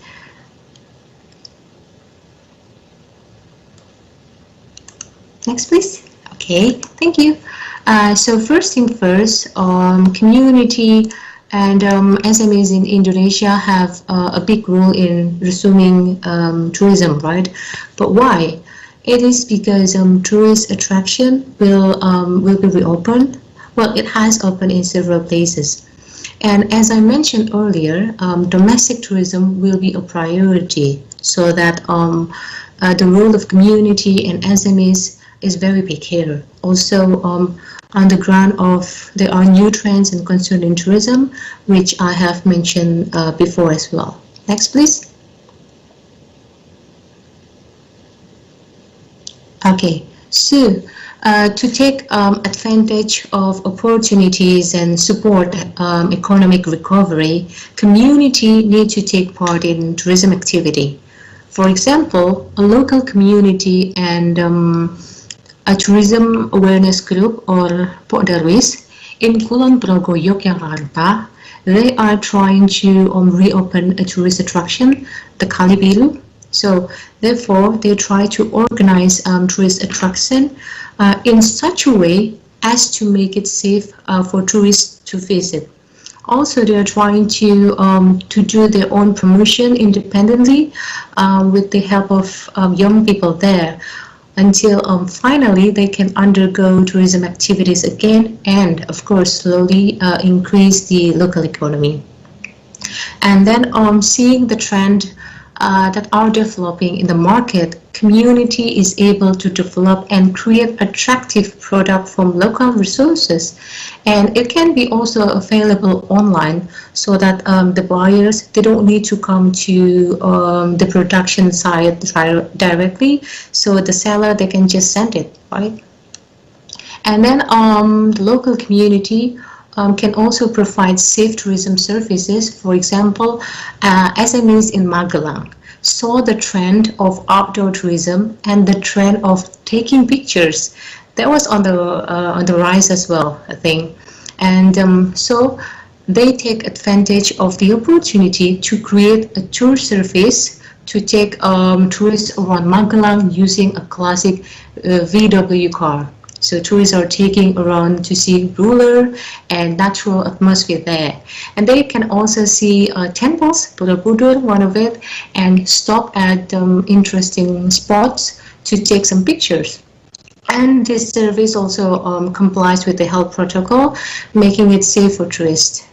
And then the communities certainly know their respective region better, as we mentioned before, so they can be included in the managing tourist attraction and being involved in tourism development planning. As you know, sustainable tourism concept involves the community in the tourism management, so that the tourism activity won't harm the locals and can improve their economy. Next.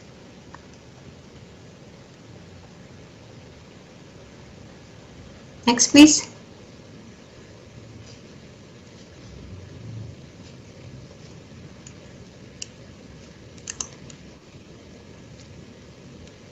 Okay, thank you.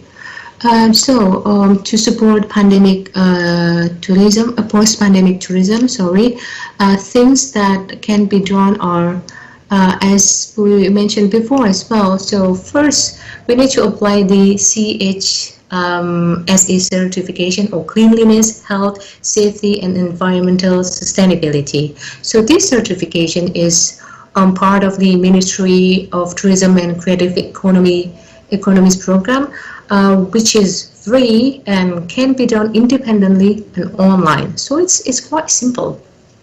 And this certification serves a guarantee to tourists and the public that the product and services provided meet the health protocol. So all the tourism businesses, tourism destination attraction, the community and other related businesses, they need to carry out this certification. And then in the condition that is still worrying like this, it would be better if the tourism organizer keeps record of each tourist. So if something bad happened, let's say someone infected with the COVID-19, then it will be easy for the authority person to trace it. In that way, reporting to the authority must also be done right away. And it should be like when there is an incident that is kind of like out of our mind, sorry. And then you must know that often to protect a good name of a business or tourist destination, if something bad happened, people tend to falsify information and cover up facts. This shouldn't be done. So providing valid information is the key to solving this pandemic. So we have to be honest. And finally,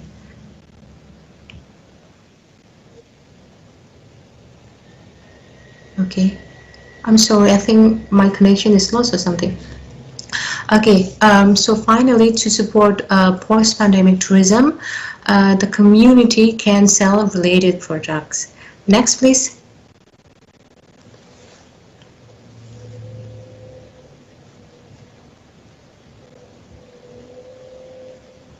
Okay, thank you. So let's see what enterprises have been developed or can be developed during this pandemic. So first, travel hygiene kits.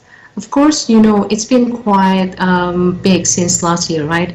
You certainly may find SMEs who sell products such reusable masks with unique design, and many of them come from local sources like batik, tenun, lurik, and other traditional fabrics.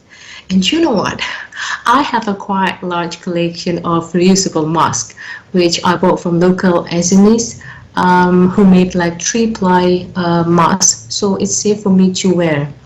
So I like people creativity in this because I can finally wear a mask that I like or I think it's unique or maybe match my clothes if I really need to go out of the house. Okay, and then what is also popular is hand sanitizer. Now a lot of people are selling homemade hand sanitizer, and I think with the natural ingredient as well, so it will be like less damaging to our skin and the environment. And if you pay attention, this hand sanitizer is also becoming a new idea for wedding souvenirs lately. Well, I never got one because I haven't been to offline wedding during this pandemic, but I know it from friends who attend offline weddings, and I also saw it from the news and media. And the second is the eco-friendly goods. As I said before, sustainability was widely discussed last year and has also become a trend in Indonesia as well.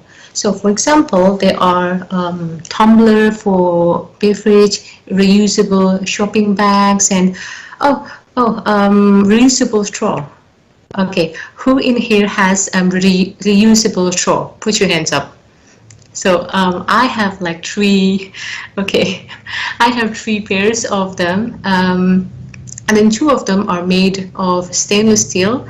The color is black and silver, and the other one is made from bamboo. So I bought it from local SMEs, but they seem to import the stainless steel from other countries. But anyway, and then also reusable cutleries, toothbrush, cotton for makeup removals, and then also reusable period pad or underwear for women. And then you must also be aware that eco-friendly shop or zero-waste shops are starting to appear around you, right? There's quite a few in Jogja, and they are also like close to my home. So I even buy like a bulk food there and buy sort of like eco-friendly soap for me to use every day. And then the third one is local and healthy culinary. So because of the pandemic, people have a lot of time at home, right? So they can do things like cooking, like one of the most popular activity, which if the result is good, then it can be sold, right? So some of the product that I can give example here are jamu, or herbal medicine drink. So my friend in here, she has like a jamu or herbal medicine drink production, which is delicious and very beneficial for our health. And then there is also kombucha, which actually surprisingly kind of easy but tasty, and it also has many benefits for our health as well.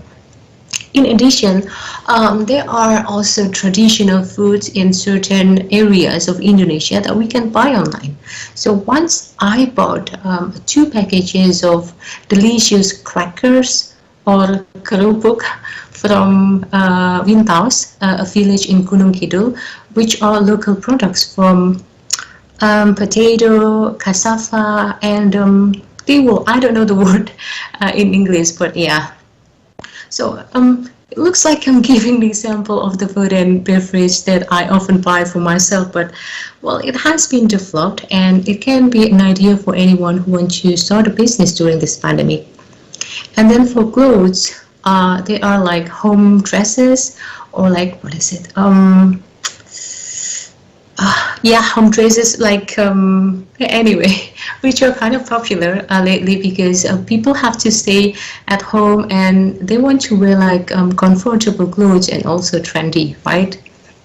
And then local craftsmen who are overseeing consumers through the pandemic, some of them are trying to make products in different form, which can be sold in a wider market and domestically.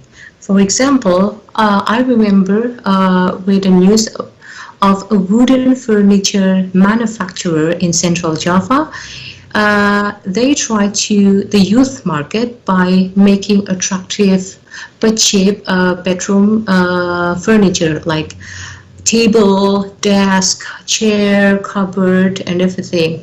And of course, you know the trend of arranging a semi-modern bedroom interior with white colors and a lot of plants, right? Okay, and then there's also bags made from local material that is also popular. They are knitting bags and woven bags. Then the tourist attraction.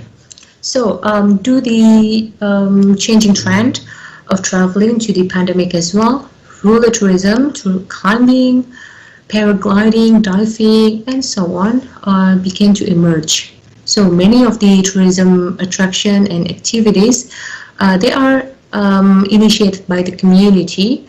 It's for them to revive and support economic recovery. And for example, I have mentioned to you before, a tour around Magelang with a classic car with an open roof. And then the last one is digital platform. So as you know, technology plays an important role during this pandemic. Of course, to help facilitate all processes and activities without the need of the human contact. So it's safer, right? And the technological development has also initiated people in Indonesia to contribute to the economy recovery and support post-pandemic tourism. An example is digital media. So lots of digital media have emerged recently that provide factual and interesting information regarding COVID-19 and tourism. And then there are also games. Yeah.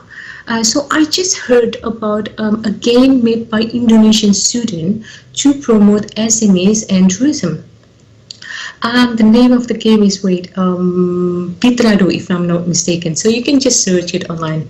So this is really new. It's just like a few days ago was on the news. So yeah. And then there's also mobile application that helps SMEs and tourism as well. Examples are several mobile applications that have become like a marketplace for local products, right? And then there's also mobile application aimed at making it easier for tourists to travel post-pandemic and to travel sustainably. And a very easy example and close example is Route Trails, which is still under development, but I promise it will be amazing. So if you want to follow our journey, you can follow us on our social, Route Trails, or our website, routetrails.com. So next. Okay, finally, we came to our last topic, how to strategically establish Indonesia's sustainable tourism development. Next.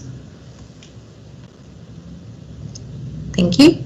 First thing first, sustainable tourism is a very ideal concept, yet extremely challenging to implement, especially in Indonesia. Why? Because this concept is fair and impartial in certain aspects, so it's challenging and it's complicated. And again, this concept can help minimize the negative impact of tourism, so that this concept has strengths, opportunities, weaknesses, and challenges. So let's find out about it. Next, please.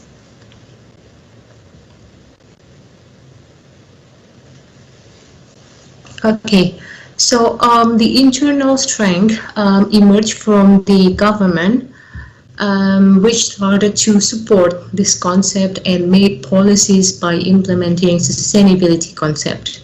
And not only government, organizations and businesses have also begun to recognize this concept and applied it to their respective activities. So it's good. Next.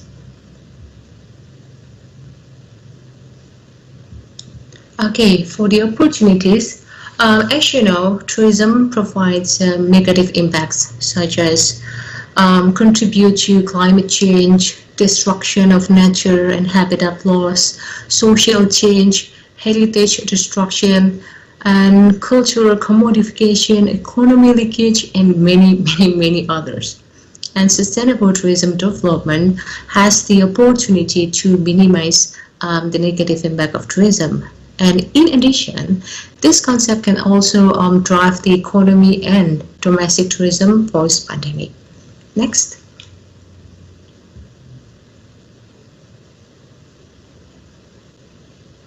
Okay. However, we must be aware that this concept has many weaknesses. Among these are lack of clear policy and parameter on the concept itself, especially in Indonesia. And then it requires a large capital, as it mentioned before, very large. It's very expensive. And then there's also public disinterest and indifference towards sustainable tourism development, and you must be aware of this, right? Next.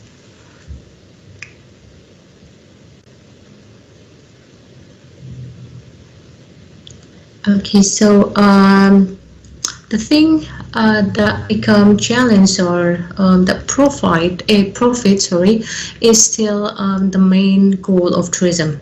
So that many people, they don't really care about the negative impact that occurs.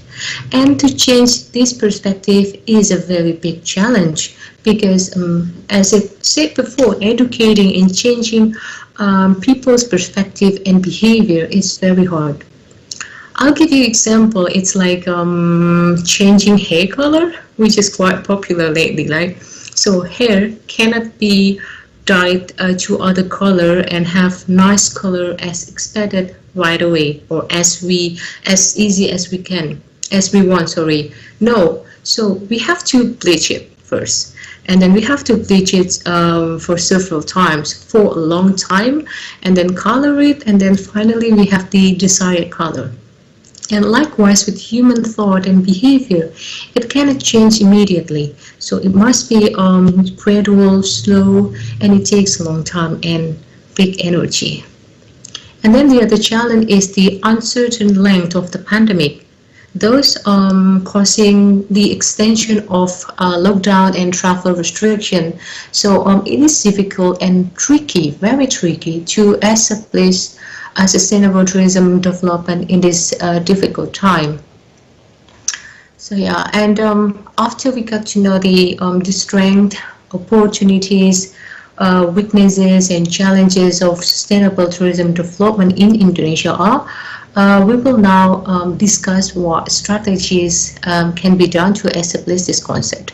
But before I start, I want to convey that this is from my perspective as a person who study and work in tourism industry and as general public. So maybe you have different background, you have different strategies which you can elaborate on, which is kind of good because it will be more objective and specific. So the first strategy is the very basic one, but has crucial role. So it is adopt sustainable tourism indicator. So the subject of this first strategy is, of course, the government. So they must adopt international policies on sustainable tourism and then study it, learn it, and understand it well. And after that, they should try to adapt the international policy to the socio-cultural condition in Indonesia so that the sustainable tourism development policy for Indonesia can be made. And of course, the policy needs to cover all stakeholders in the tourism industry so that all of them can implement it. And then if everything is ready, then the policy is then notified to the local and provincial government and make sure they understand and make sure they are on the same page as the central government. So on the implementation, there will be no miscommunication. Next.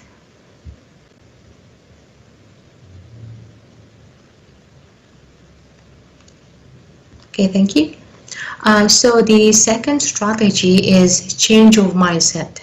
So the subject is government, media, influencer, tourism stakeholders, and general public.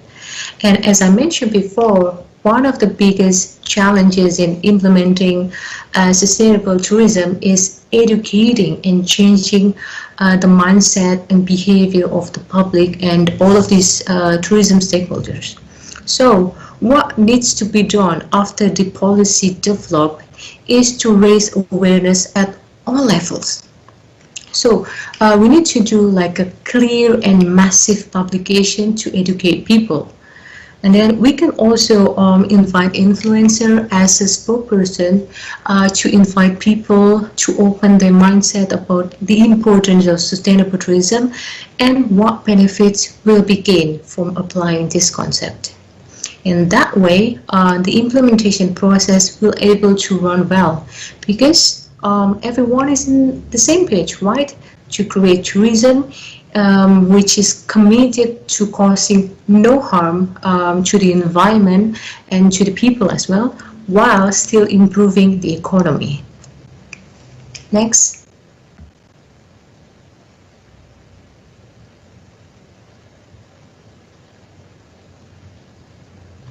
Okay, thank you. So the third strategy or the final strategy that I will present is the customization of the new mindset and do evaluation. So the subject is the same as the second strategy, government, media, influencer, tourism stakeholders, and general public. So when the implementation process starts, the campaign must continue to make people more familiar with the guidelines and the standards for sustainable tourism.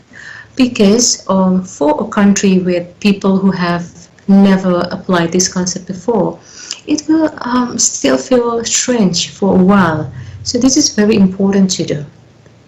And then monitoring and data recording must be carried out during the implementation. So that the implementation or evaluation of what has been done can be carried out. And this evaluation is a very important role in finding out how is the progress of the implementation of the policy that made earlier, right? And then if revisions are needed, the government can do this. Of course, and it is to create more clear and more applicable standards and guidelines for sustainable tourism. And then if there's obstruction in the implementation processes, the government and with the help of the public or other organization can hold like training to improve people's skills on implementing sustainable tourism. So this actually brings us to the end of my presentation. And finally, before I finish, I want to say a few things in closing, a key message about what we can get from this presentation. So next please, the last one. Okay, So key message. So the pandemic hit the tourism industry so hard it brought down the Indonesian economy. Vaccines can be an effort to slowly drive the economy, but we shouldn't be careless. Health protocol still has to be a priority. And then together we can lift our economy from downfall with the domestic tourism, community, SMEs, and sustainable tourism development. Thank you. Thank you, Ms. Nindya, for your interesting session explaining regarding, the sustainable tourism. We know that this pandemic COVID-19 is really heavily impacted the tourism industry, right, Ms. Nindya? Yeah, so that's why we need to survive that. Before we move to the discussion and question and answers, I have one very interesting questions come from one of our participants named Alfarizi. This is a very interesting question. If you to be a tourism and economic creative ministry, what your strategy for develop and restore tourism in Indonesia during the pandemic COVID-19? I think it's really fun and interesting questions. Please, Ms. Nindya. Well, it's kind of tricky, the question. Very interesting. Thank you, by the way. So what I will do if I am tourism ministry? I think I will encourage people, or I will make like a policy that we can we can rest for a while. We shouldn't do tourism because pandemic happened because of the virus, and virus spread because of human movement, and tourism requires movement, right, from one place to another places, right? Yeah. So it's quite tricky and it's quite depressing at the same time. But if I have to see from the economic perspective, I sometimes feel sad because people who depend on the tourism sector, they cannot do anything while they have to provide food for their family. So I think maybe we can stop the massive tourism for now, and we can try to develop tourism from the very root one, from the village, from everything, especially from the people. So they need to know what is the essential role of tourism, so what they need to do. In this case, we also need to tell them about sustainable tourism, and we also need to to try to tell them like in the very easy way of how to implement sustainable tourism, because it's very complex, it's very idealist, not everyone can understand it, so we have to speak in everyone's language. So after we get to the root, and then we can try to maybe have like virtual tourism. Well, you must be aware that virtual tourism is kind of everywhere, right? However, this virtual tourism, they don't invite the local people, so the profit is only from the organizer, which is not good. I mean, the people who live in the respective area, they should get the economy as well. So maybe we can do like a virtual tour with the help of locals, so both of the part, they can get benefit of it. And then maybe we can try to encourage people to start to buy local products or local souvenirs, and we can try to promote massively that we are proud of this. So start being local and do a lot of marketing. And then I think I would also try to apply some technology in here, because the technology really helps pandemic and tourism. So if people really want to travel, or if someday the virus or the pandemic gets a bit better, so I was planning to maybe we can have like technology which can provide the maximum of people in the same place. For example, like as easy as a booking system, or so people can just visit a place when it's like there's an available slot for them. Maybe something like that. I think that's enough for now because it will be Okay. like a lot of Yes, I'm voting for Miss this. Nindya to be in the next Tourism and Economic Creative Ministry. Vote for Miss Nindya. That's really, really great. And following to your statement regarding the, virtual tourism and things like that, some of the questions also related to that virtual tourism. The first is from Eboy Kepo. He said that I want to visit Borobudur Temple, but because of pandemic, I'm prohibited. Should I just see via online only? How do you think? And following to that questions, there is like where is it? This is from Nova. I want to ask that how to make a virtual tourism and virtual destination to become like interest to the tourists. How to make the visitors is interested to attending the virtual destination and virtual tourism, and how those who provide service, in the destination place could take advantage in the virtual tourism, since you explained it before that the virtual tourism usually only provide profit for the organization, not for the visitors or those who living in the destination. So how about that? Okay, so the first one, someone wanted to travel to Borobudur but can only do it online, and how? I mean, it will be not as amazing or as fun as we come to the site, like. But well, this is pandemic, so we have to be patient, okay? But I was thinking technology application as well. That I forgot what is the name of the camera which can fly. What is drone? Drone, yeah. Yes. So I can remember that there is a virtual tour, I forget, in Romania or somewhere. So they use the drone to make like a video for the virtual tour, and they can try to shoot it very like in a good way and very detailed. So can you imagine a virtual tour of Borobudur, and we can see like the detail of the temple, the ornament and everything, and then we get to know the story of Borobudur. So it's kind of interesting as well, because if we visit Borobudur, what will we do? Take a picture and like, I'm on the top of Borobudur, that's it. But a virtual tour, it's also have the benefit to learn more about the tourist destination. So just be patient. I think it will get better, I know, in 2 years. And then the second one is how to make the virtual tour interesting and how to involve in those activities. Is that right?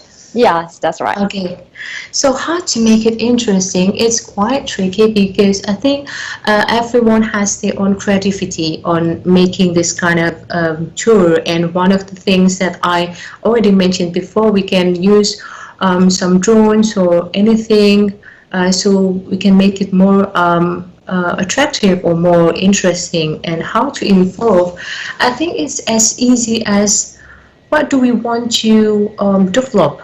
Okay, a virtual tour in Borobudur, and we can just ask the community there, the local people or the tourism awareness community or Darwis, and okay, let's make a virtual tour, and this what we can do, and involve them in the process of developing the virtual tour, and then divide the profits. So so both parties can get the profits. So it can also say that it's kind of sustainable because it involves the community, right? So I hope it answers. It is possible, but I think the virtual tourism, in my opinion, it could be implemented, but the feel is not the same, right? We cannot count the temple. We cannot visit the Borobudur like in the midday to feel the hot feelings. We cannot feel that during the virtual tourism, right? So that kind of feeling, just like what we are doing today, right? We speak with each other, but it's virtual, so the feeling is still not the same. We are as a human being really craving for human interaction, right? So this pandemic really became a hard time for all of us here. And this is one more question from Eka from Uwinsa. I have a question. What strategy should we do in this pandemic? Should we have to raise the prices of tourism, or we have to focus on attracting tourism? So it's kind of, dilemma, right? What would we should do? How we could from tourism sectors could survive during this pandemic? Okay, so is it two or one question? I'm sorry. This is one question. Like, Okay, okay. What options that we should do, like raising the prices or focus on attracting tourism? So I don't pick one of it. You It's don't. just like be safe. But anyway, if we talking about the economy matter, then I don't know. Rising the prices, it's not really wise because this pandemic hits everyone, so everyone is in a bad condition, in a bad situation, also in a bad economy. So if you're trying to increase or rise the price, then what about other people, which they only want to visit those tourist attractions for a while, for refreshing with all family, and then suddenly the prices like doubled. It was, I think it will be like shocking, and it's kind of not fair. But so the thing that I would suggest is that we can try to keep the tourist attraction open and try to minimize every activity. So don't try to target a lot of tourists come, and so it will be easier for you as well to organize the tourist attraction, and just be patient. I mean, like when tourists come, it's also a blessing because you will get something from the tourists, right? Don't be greedy. So just be patient. Keep opening the tourist destination. Be brave and keep use the health protocol. I think that's me. Yeah, I agree with you because to travel in these days, we need, we as travelers, we need to do the PCR swab test, and which is that, this is the cost of our, our pocket. So those who being able to travel is those who are already privileged, and those who are living in underprivileged who want to travel, they can't. They really want, but they can't because there is a cost that we need to pay if we want to travel. There are a lot of health protocols that we need to follow. So this is a really like a tricky, like a tricky policy that we need to implement to raise the tourism and how to recover from this hard pandemic. And I have like personal questions from me because I have an experience asking regarding the tourism in one of the province in Indonesia. I'm afraid I cannot mention where is the place. That place is restrict the domestic travelers but encourage the international travelers. So the place is really prepared for the international arrivals, and and to meet the international arrival standards, they restrict the domestic travelers. What do you think about that? It's quite shocking, but also I think I can think as in their perspective, because maybe the main point or the main thing in their mind is economy. Of course, the international tourists, they will give more money because Indonesian rupiah, I think, is quite lower than other international rate, right? And because of that, they targeted international, and they not allow domestic to come because you have like less money. I don't want you. I want to get rich, so I want international. Well, this I don't know how to say actually, because they have like their own rights on this. They organize the tourist destination. They are the one who make it better, the one who organize it every day. So they have the time and energy to do all of these things. So they actually have the right to do that. But if we have like a central policy from the central, I say from the ministry, and the ministry asks every area or every province to follow that regulation, so this situation might not happen. Because they will follow the regulation. Maybe they can still accept international tourists, but also domestic. So it will be full part of the tourists. But that's that's their rights, but that's not a wise decision, I think. Yeah, but we talking about the policy that will be released. Maybe you thought before regarding the ministerial decree, maybe that could be released regarding that kind of thing. But our country is following the decentralized system. So that kind of decision will be depend on their local government. So if their local government thinking only about the economic things, so they will prefer that kind of thing. So that's really unfortunate about the pro and cons regarding our government system. And this is come from other questions. Can the halal concept be able to rebuild tourism in Indonesia? What do you think of it, India? Okay, halal concept applied in Indonesia. I think in one way it's kind of good, because I can see that halal they provide like good standard, good standard of everything. So it's kind of good, but I think it's not wise if we want to apply it like in the whole Indonesia, because we have a lot of cultures, we have a lot of religion, and halal has a very close to certain religion, to Muslim, to Islam.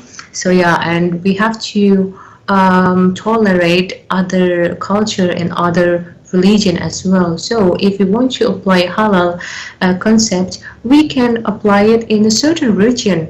For example, a certain region that's already apply the halal concept or shari concept from long back ago. So they can develop like a halal tourism there, but not in the whole country, because it wouldn't be wise. It wouldn't be it wouldn't be wise for everyone.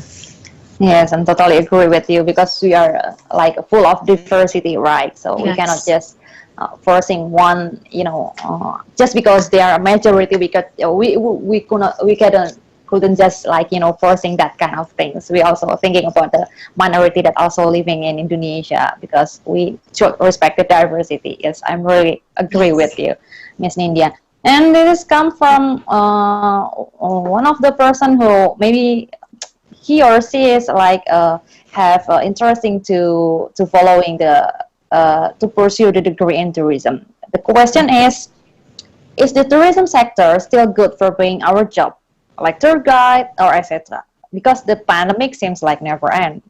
What do you think about it, since you are also pursuing the degree in tourism, right? So please encourage them so they are not afraid to following your step.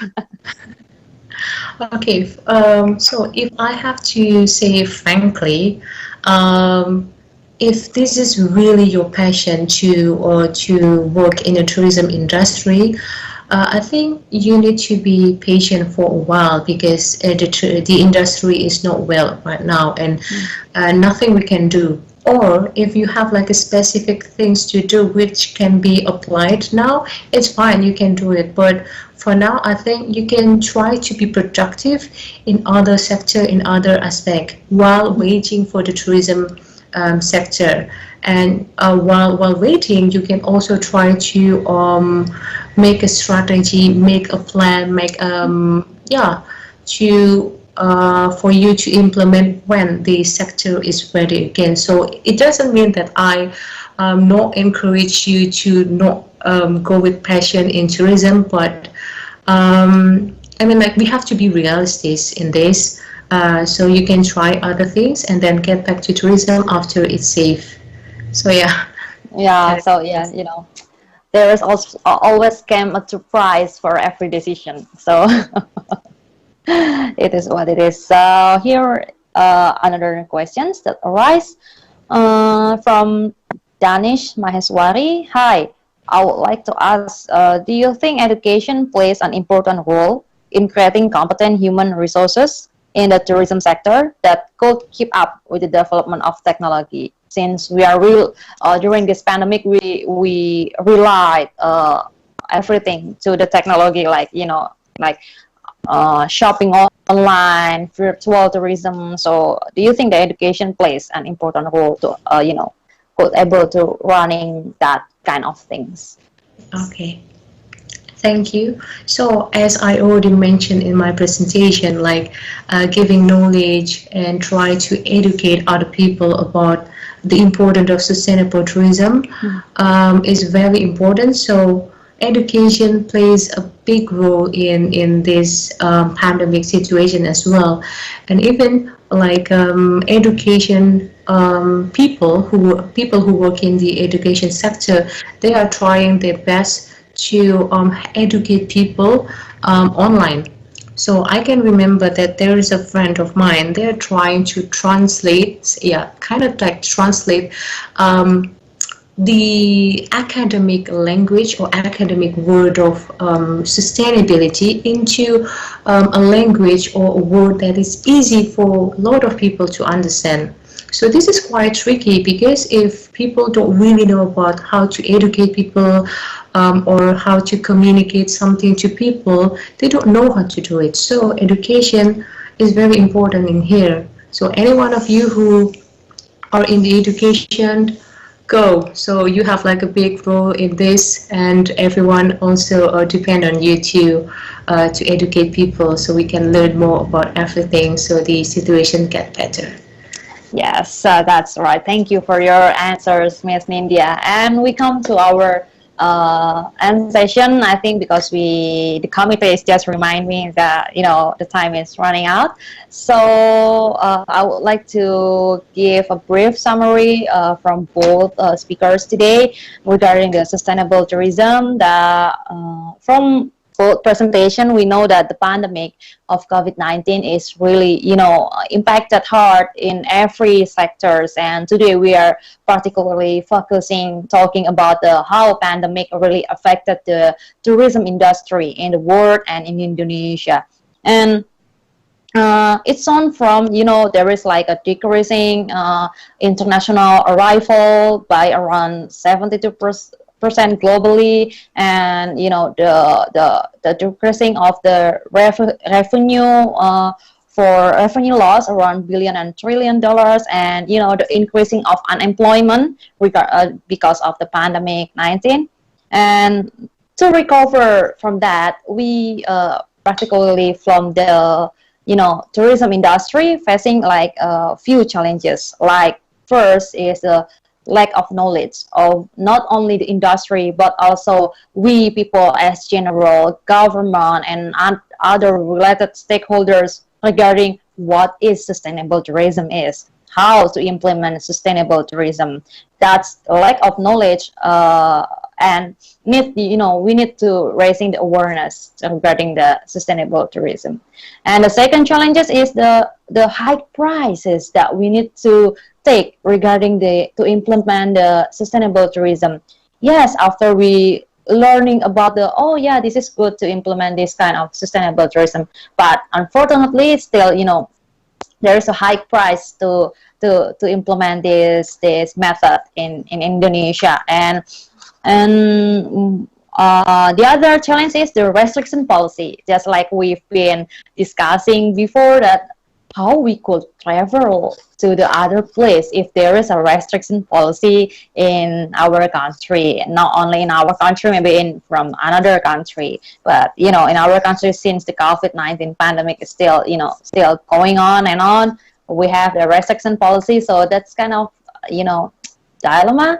How do we travel if the government restrict the human mobilization? That's the challenges that we face. So both of the speakers offering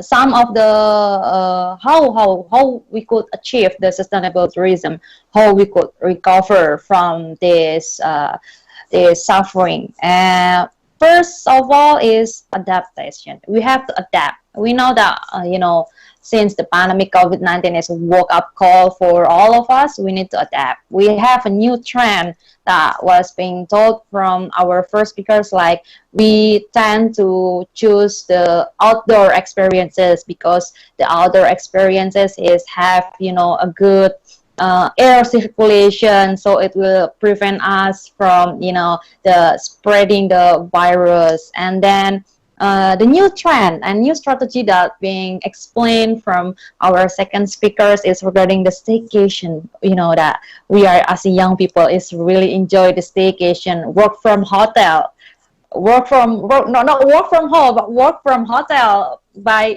working and in a beach, and it's kind of like that. It's just kind of the new strategy. I think that the smart strategy that was being implemented by the tourism and hotel industry. So people who get bored, work from home, maybe they living with their a big family with a lot of siblings, and they cannot focus on what they are working on. They will move to the we're from Bali, we're from Lombok, we're from everywhere. So yeah, that's a really a great strategy, and that's a part of adaptation, I think. And the second is the raising awareness. We talked about the sustainable tourism, and not much of people know about that sustainable tourism. Me myself, I just like learn a lot about how to what is sustainable tourism, how to implement that by this session today. So we need to raising awareness. So the more people understand, the more people know, the more the sustainable tourism could be implemented and achieved in Indonesia. And this session today that was brought by global webinar that was being held by Diponegoro University is one of the effort to raising awareness regarding the sustainable tourism. And the third is following to the high prices that need to be paid from the industry about the sustainable tourism. So we need to empower the small and medium enterprises. Like we need to support more like local people, local products, so they could survive during this pandemic. And like what happened in Jakarta right now, there is like a trend. They call it local market. So they sell something that support the sustainable product from the small medium enterprises, and it's become a trend. So when it's become a trend, people will following. So we make to this kind of thing more fancy thing, and when many people following it, it will become a trend. So that's really we need. That's how we can empower the small medium enterprises. And the fourth is collaborations. This is an era of collaborations. We cannot achieve the sustainable tourism by doing it alone. The government cannot doing it alone. The industry cannot doing it alone. So we must go hand in hand. We as visitors, the industry as the providing services, the government should provide policy that support the sustainable tourism. We need to make better decisions, so it will impact to the sustainable. That's kind of collaboration that we need to go hand in hand, so we could achieve this thing. And the fifth is we know that we need to get vaccinated to minimize the spreading of COVID-19 virus. But though we all know that it will make that it will may not being we are not being a superpower just because we got the vaccination. No. So despite those you are getting vaccinated, you still need to following health protocols. That wear masks and washing your hands. You can bring the hand sanitizer with you. Like today, if we visit like hotels for the offline meetings, usually the goodie bag will be like, before the pandemic, the goodie bag will be, contain of like, like notebook and pen. But right now, the goodie bag will be content of hand sanitizer, alcohol swab, and everything. So that's kind of change that I think they adapt to the new normal.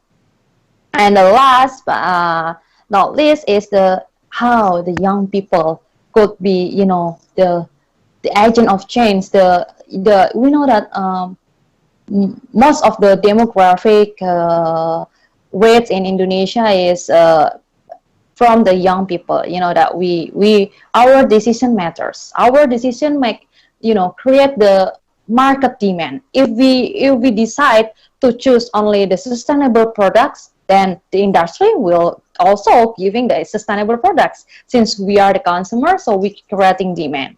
That's why we really responsible. Our decision should be responsible to create the better world and better decisions.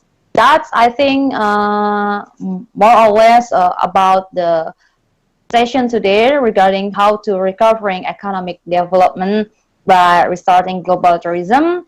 And since I myself is working in the public health sectors and youth activists, I could like advise you guys in here to please following the health protocols and be vaccinated.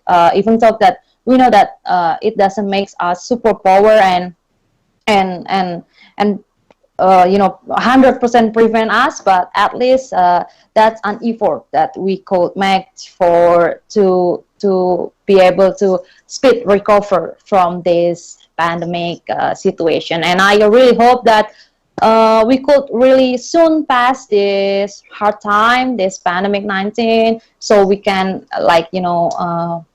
meet each other, not virtually, but we can have a human interactions with all of us.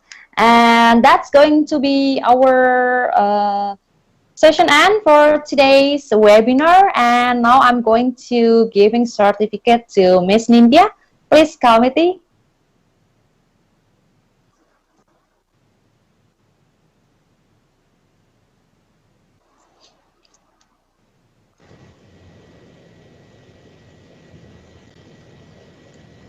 Okay, I'm gonna take over this again. Okay, I'm going to virtually giving you the certificate.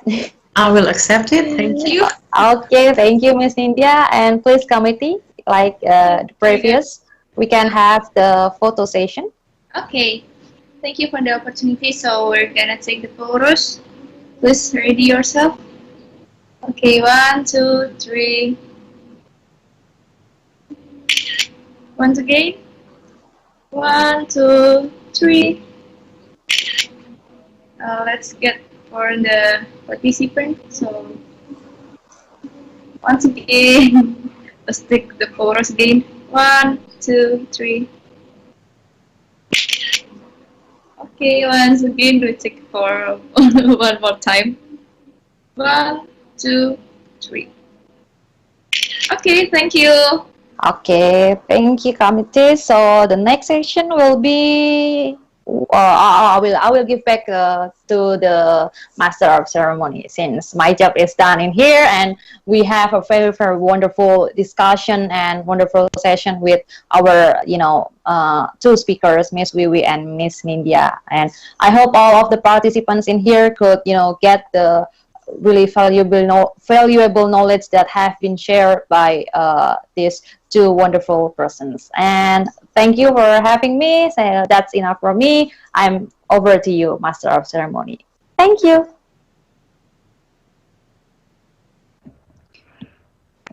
Thank you, Miss Siva, for moderating today's discussion. Also, thank you to Miss Anindya Kenyolarasti and Miss Wiwik Mahdayani for the valuable insights. And ladies and gentlemen, we would also like to thank you for the active participation in today's webinar. And now, as a token of our appreciation, we would like to present a memento to our moderator. We would like to invite Mr. Aditya Warman as the head of today's committee to hand over the certificate. Am I audible? Sorry. Yes, you are. Okay. Since you have already done a great job moderating our webinar today, Kak Siva Anggita, please, this is from us, Certificate of Appreciations. With deep appreciation, this certificate proudly presented to you. Thank you very much. Thank you very much. Back to the MC. For the, Well received. Okay. I'm gonna take over again. Okay. Andy, let's get started. 1, 2, 3. Once again. 1, 2, 3.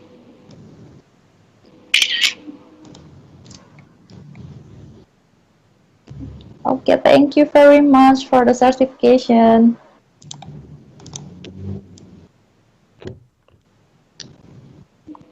And thank you, Mr. Adit, for the certification. And now, without further ado, as we promised in the beginning, we will now have a quiz session. This session is brought to you by Oronaminsi Healthy Oishi. Before we begin, we have a video presented to you by Oronaminsi.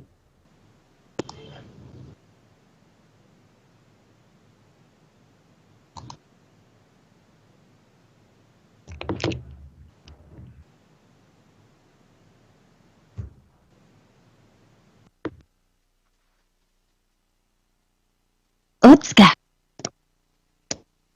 Ornamentsinya hilang. Gimana? Kok bisa?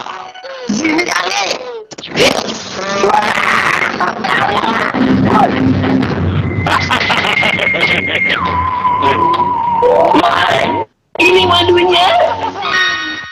Cari pakai aja deh. Los,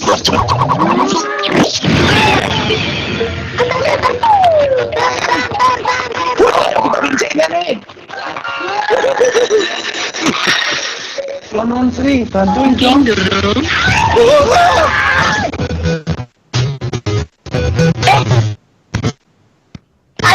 Ada vitamin B-nya. Ini dia ornamentsinya. Oishi, ornamensi.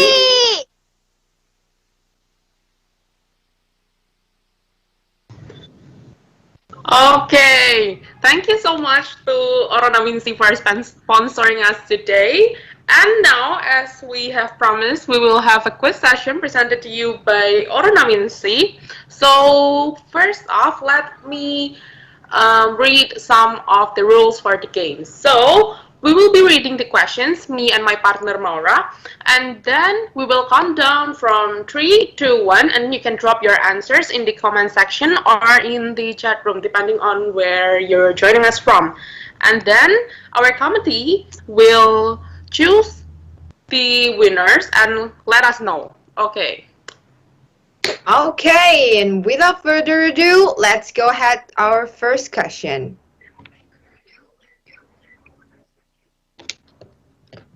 Alright, I will read the question. Oronaminsi ingredient that helps improve body immunity is A. Vitamin C, B. Vitamin B, C. Honey, and D. All of the above. Okay, so you can drop your answers in the comment section or in the chat room, depending on where you're joining us from. Okay, so get ready. Get ready, everyone. Put your hands on your keyboard and you can drop your questions in 3, 2, 1. Okay, the answers are... Now there's lots of answers flowing in, coming in. Yep, as we can see here, Jocelyn, there are a lot of answers. Okay. Okay, let's now move on to the second question. Second question, okay.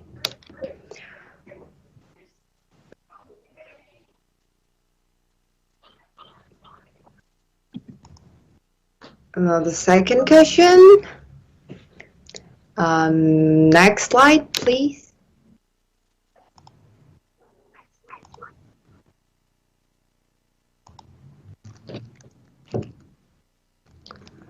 Okay, so the second question here, we have the purpose of using a dark color for ornamency bottle is, yeah, you can type your answer, the short answer. This is not an ABCD question, so you have to guess. What is the purpose of using a dark color for ornamency bottle? Okay. I think everyone already knows what the answer to this question is, so I'm just gonna count from 3, 2, 1, and now you can start dropping your answers in the comment section or in the chat room. I personally love to drink ornamency. I mean, like every time there's a vending machine, the thing I would buy is ornamency. I mean, like for real. For real, yeah, it is so refreshing, and I personally love it too. All right. Okay, so we have lots of answers coming in. Yup, we are still waiting for other answers. Okay. All right, comedy. Which one is true? All right. I think now we can move on to the third question. We'll no longer be talking about ornamency. Just for your information, you can purchase your very own bottle of ornamency in your closest convenience store.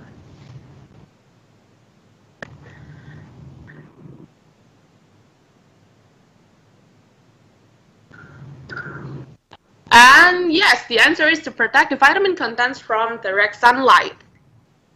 Yay! Okay. Next question, please. Some correct answers here. So, comedy, it is, you might choose the fastest and the correct answer.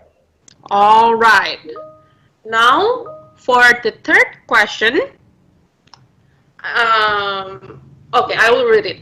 How to take advantage of opportunities and support economic recovery? Is it A, manage tourist attractions, B, trade, C, joint promotion, or D, collaboration? Is it A, B, C, or D? You can drop your answers in 3, 2, 1. Okay, which one do you think is the right way to take advantage of opportunities and support economic recovery? Yeah, we have talked this earlier in our main session. Okay, the answers are flowing in.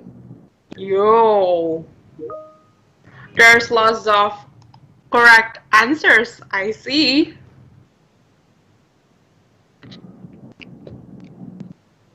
All right. All right. There is no option E. I don't know why someone's answering option E, but okay. Let us now move on to the last question.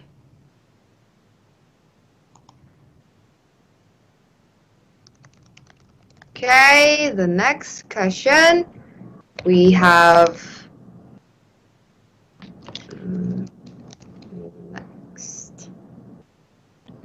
next slide, please. Next slide, next slide. All right, maybe there's a little problem.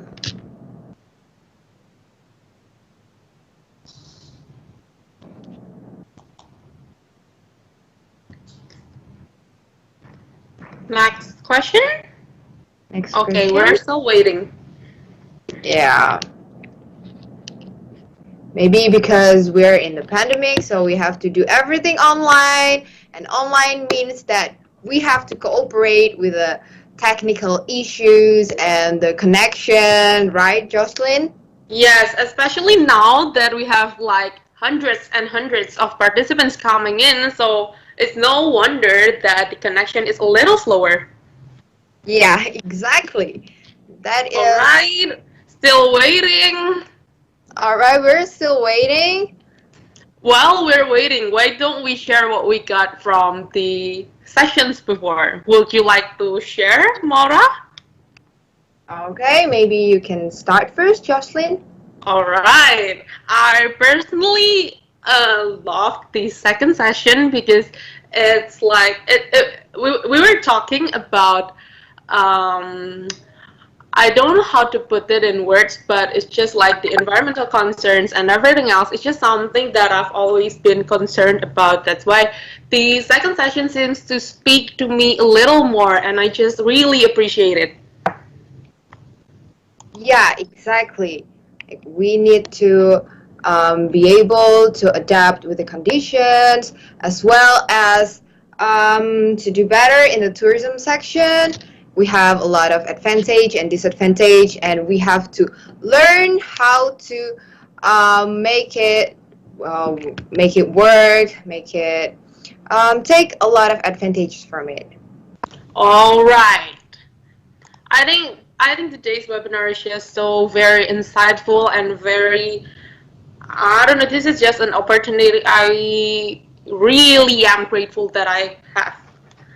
Okay, is the slide visible now? All right, the fourth question is here, ladies and gentlemen. What strategy that can help maintain the stability of development of tourism? Is it A, government policy? Is it B, involve in tourism? Is it C, reopen tourism? Or D, all of the above? Which one is it? Is it A, B, C, or D? Okay, now we will count down from 3, 2, and 1. You can drop your answers in the comment section or in the chat room now. Wow, everyone is just have a lot much of greater risk. Right after this pandemic, everyone just types very quickly. That's right. Everyone is so excited to get the door prize, aren't they?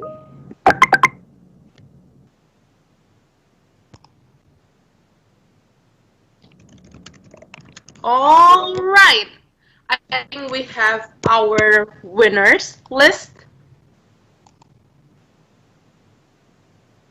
There are,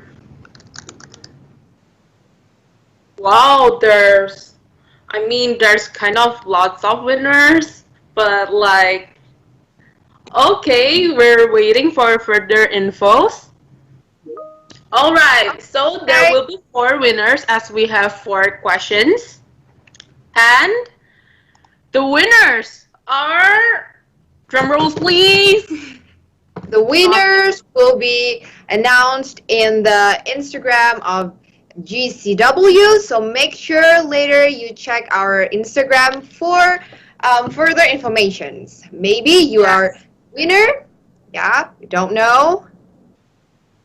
Yes, you can follow, make sure to follow our Instagram first. It's at GCWIRUD. Don't forget to follow us. It's at GCWIRUD. All right. So we're pretty much done with the quiz session, and I really am glad that everyone is actively participating. And I think that that's a wrap of our event. All right, and on behalf of the organizing committee, we thank you all for making time to join us today. All right. Before we end today's event, I would like to remind everyone to fill in the Google form in your chat room or in the comment section and fill your name so that later on we can send your certificates to your email.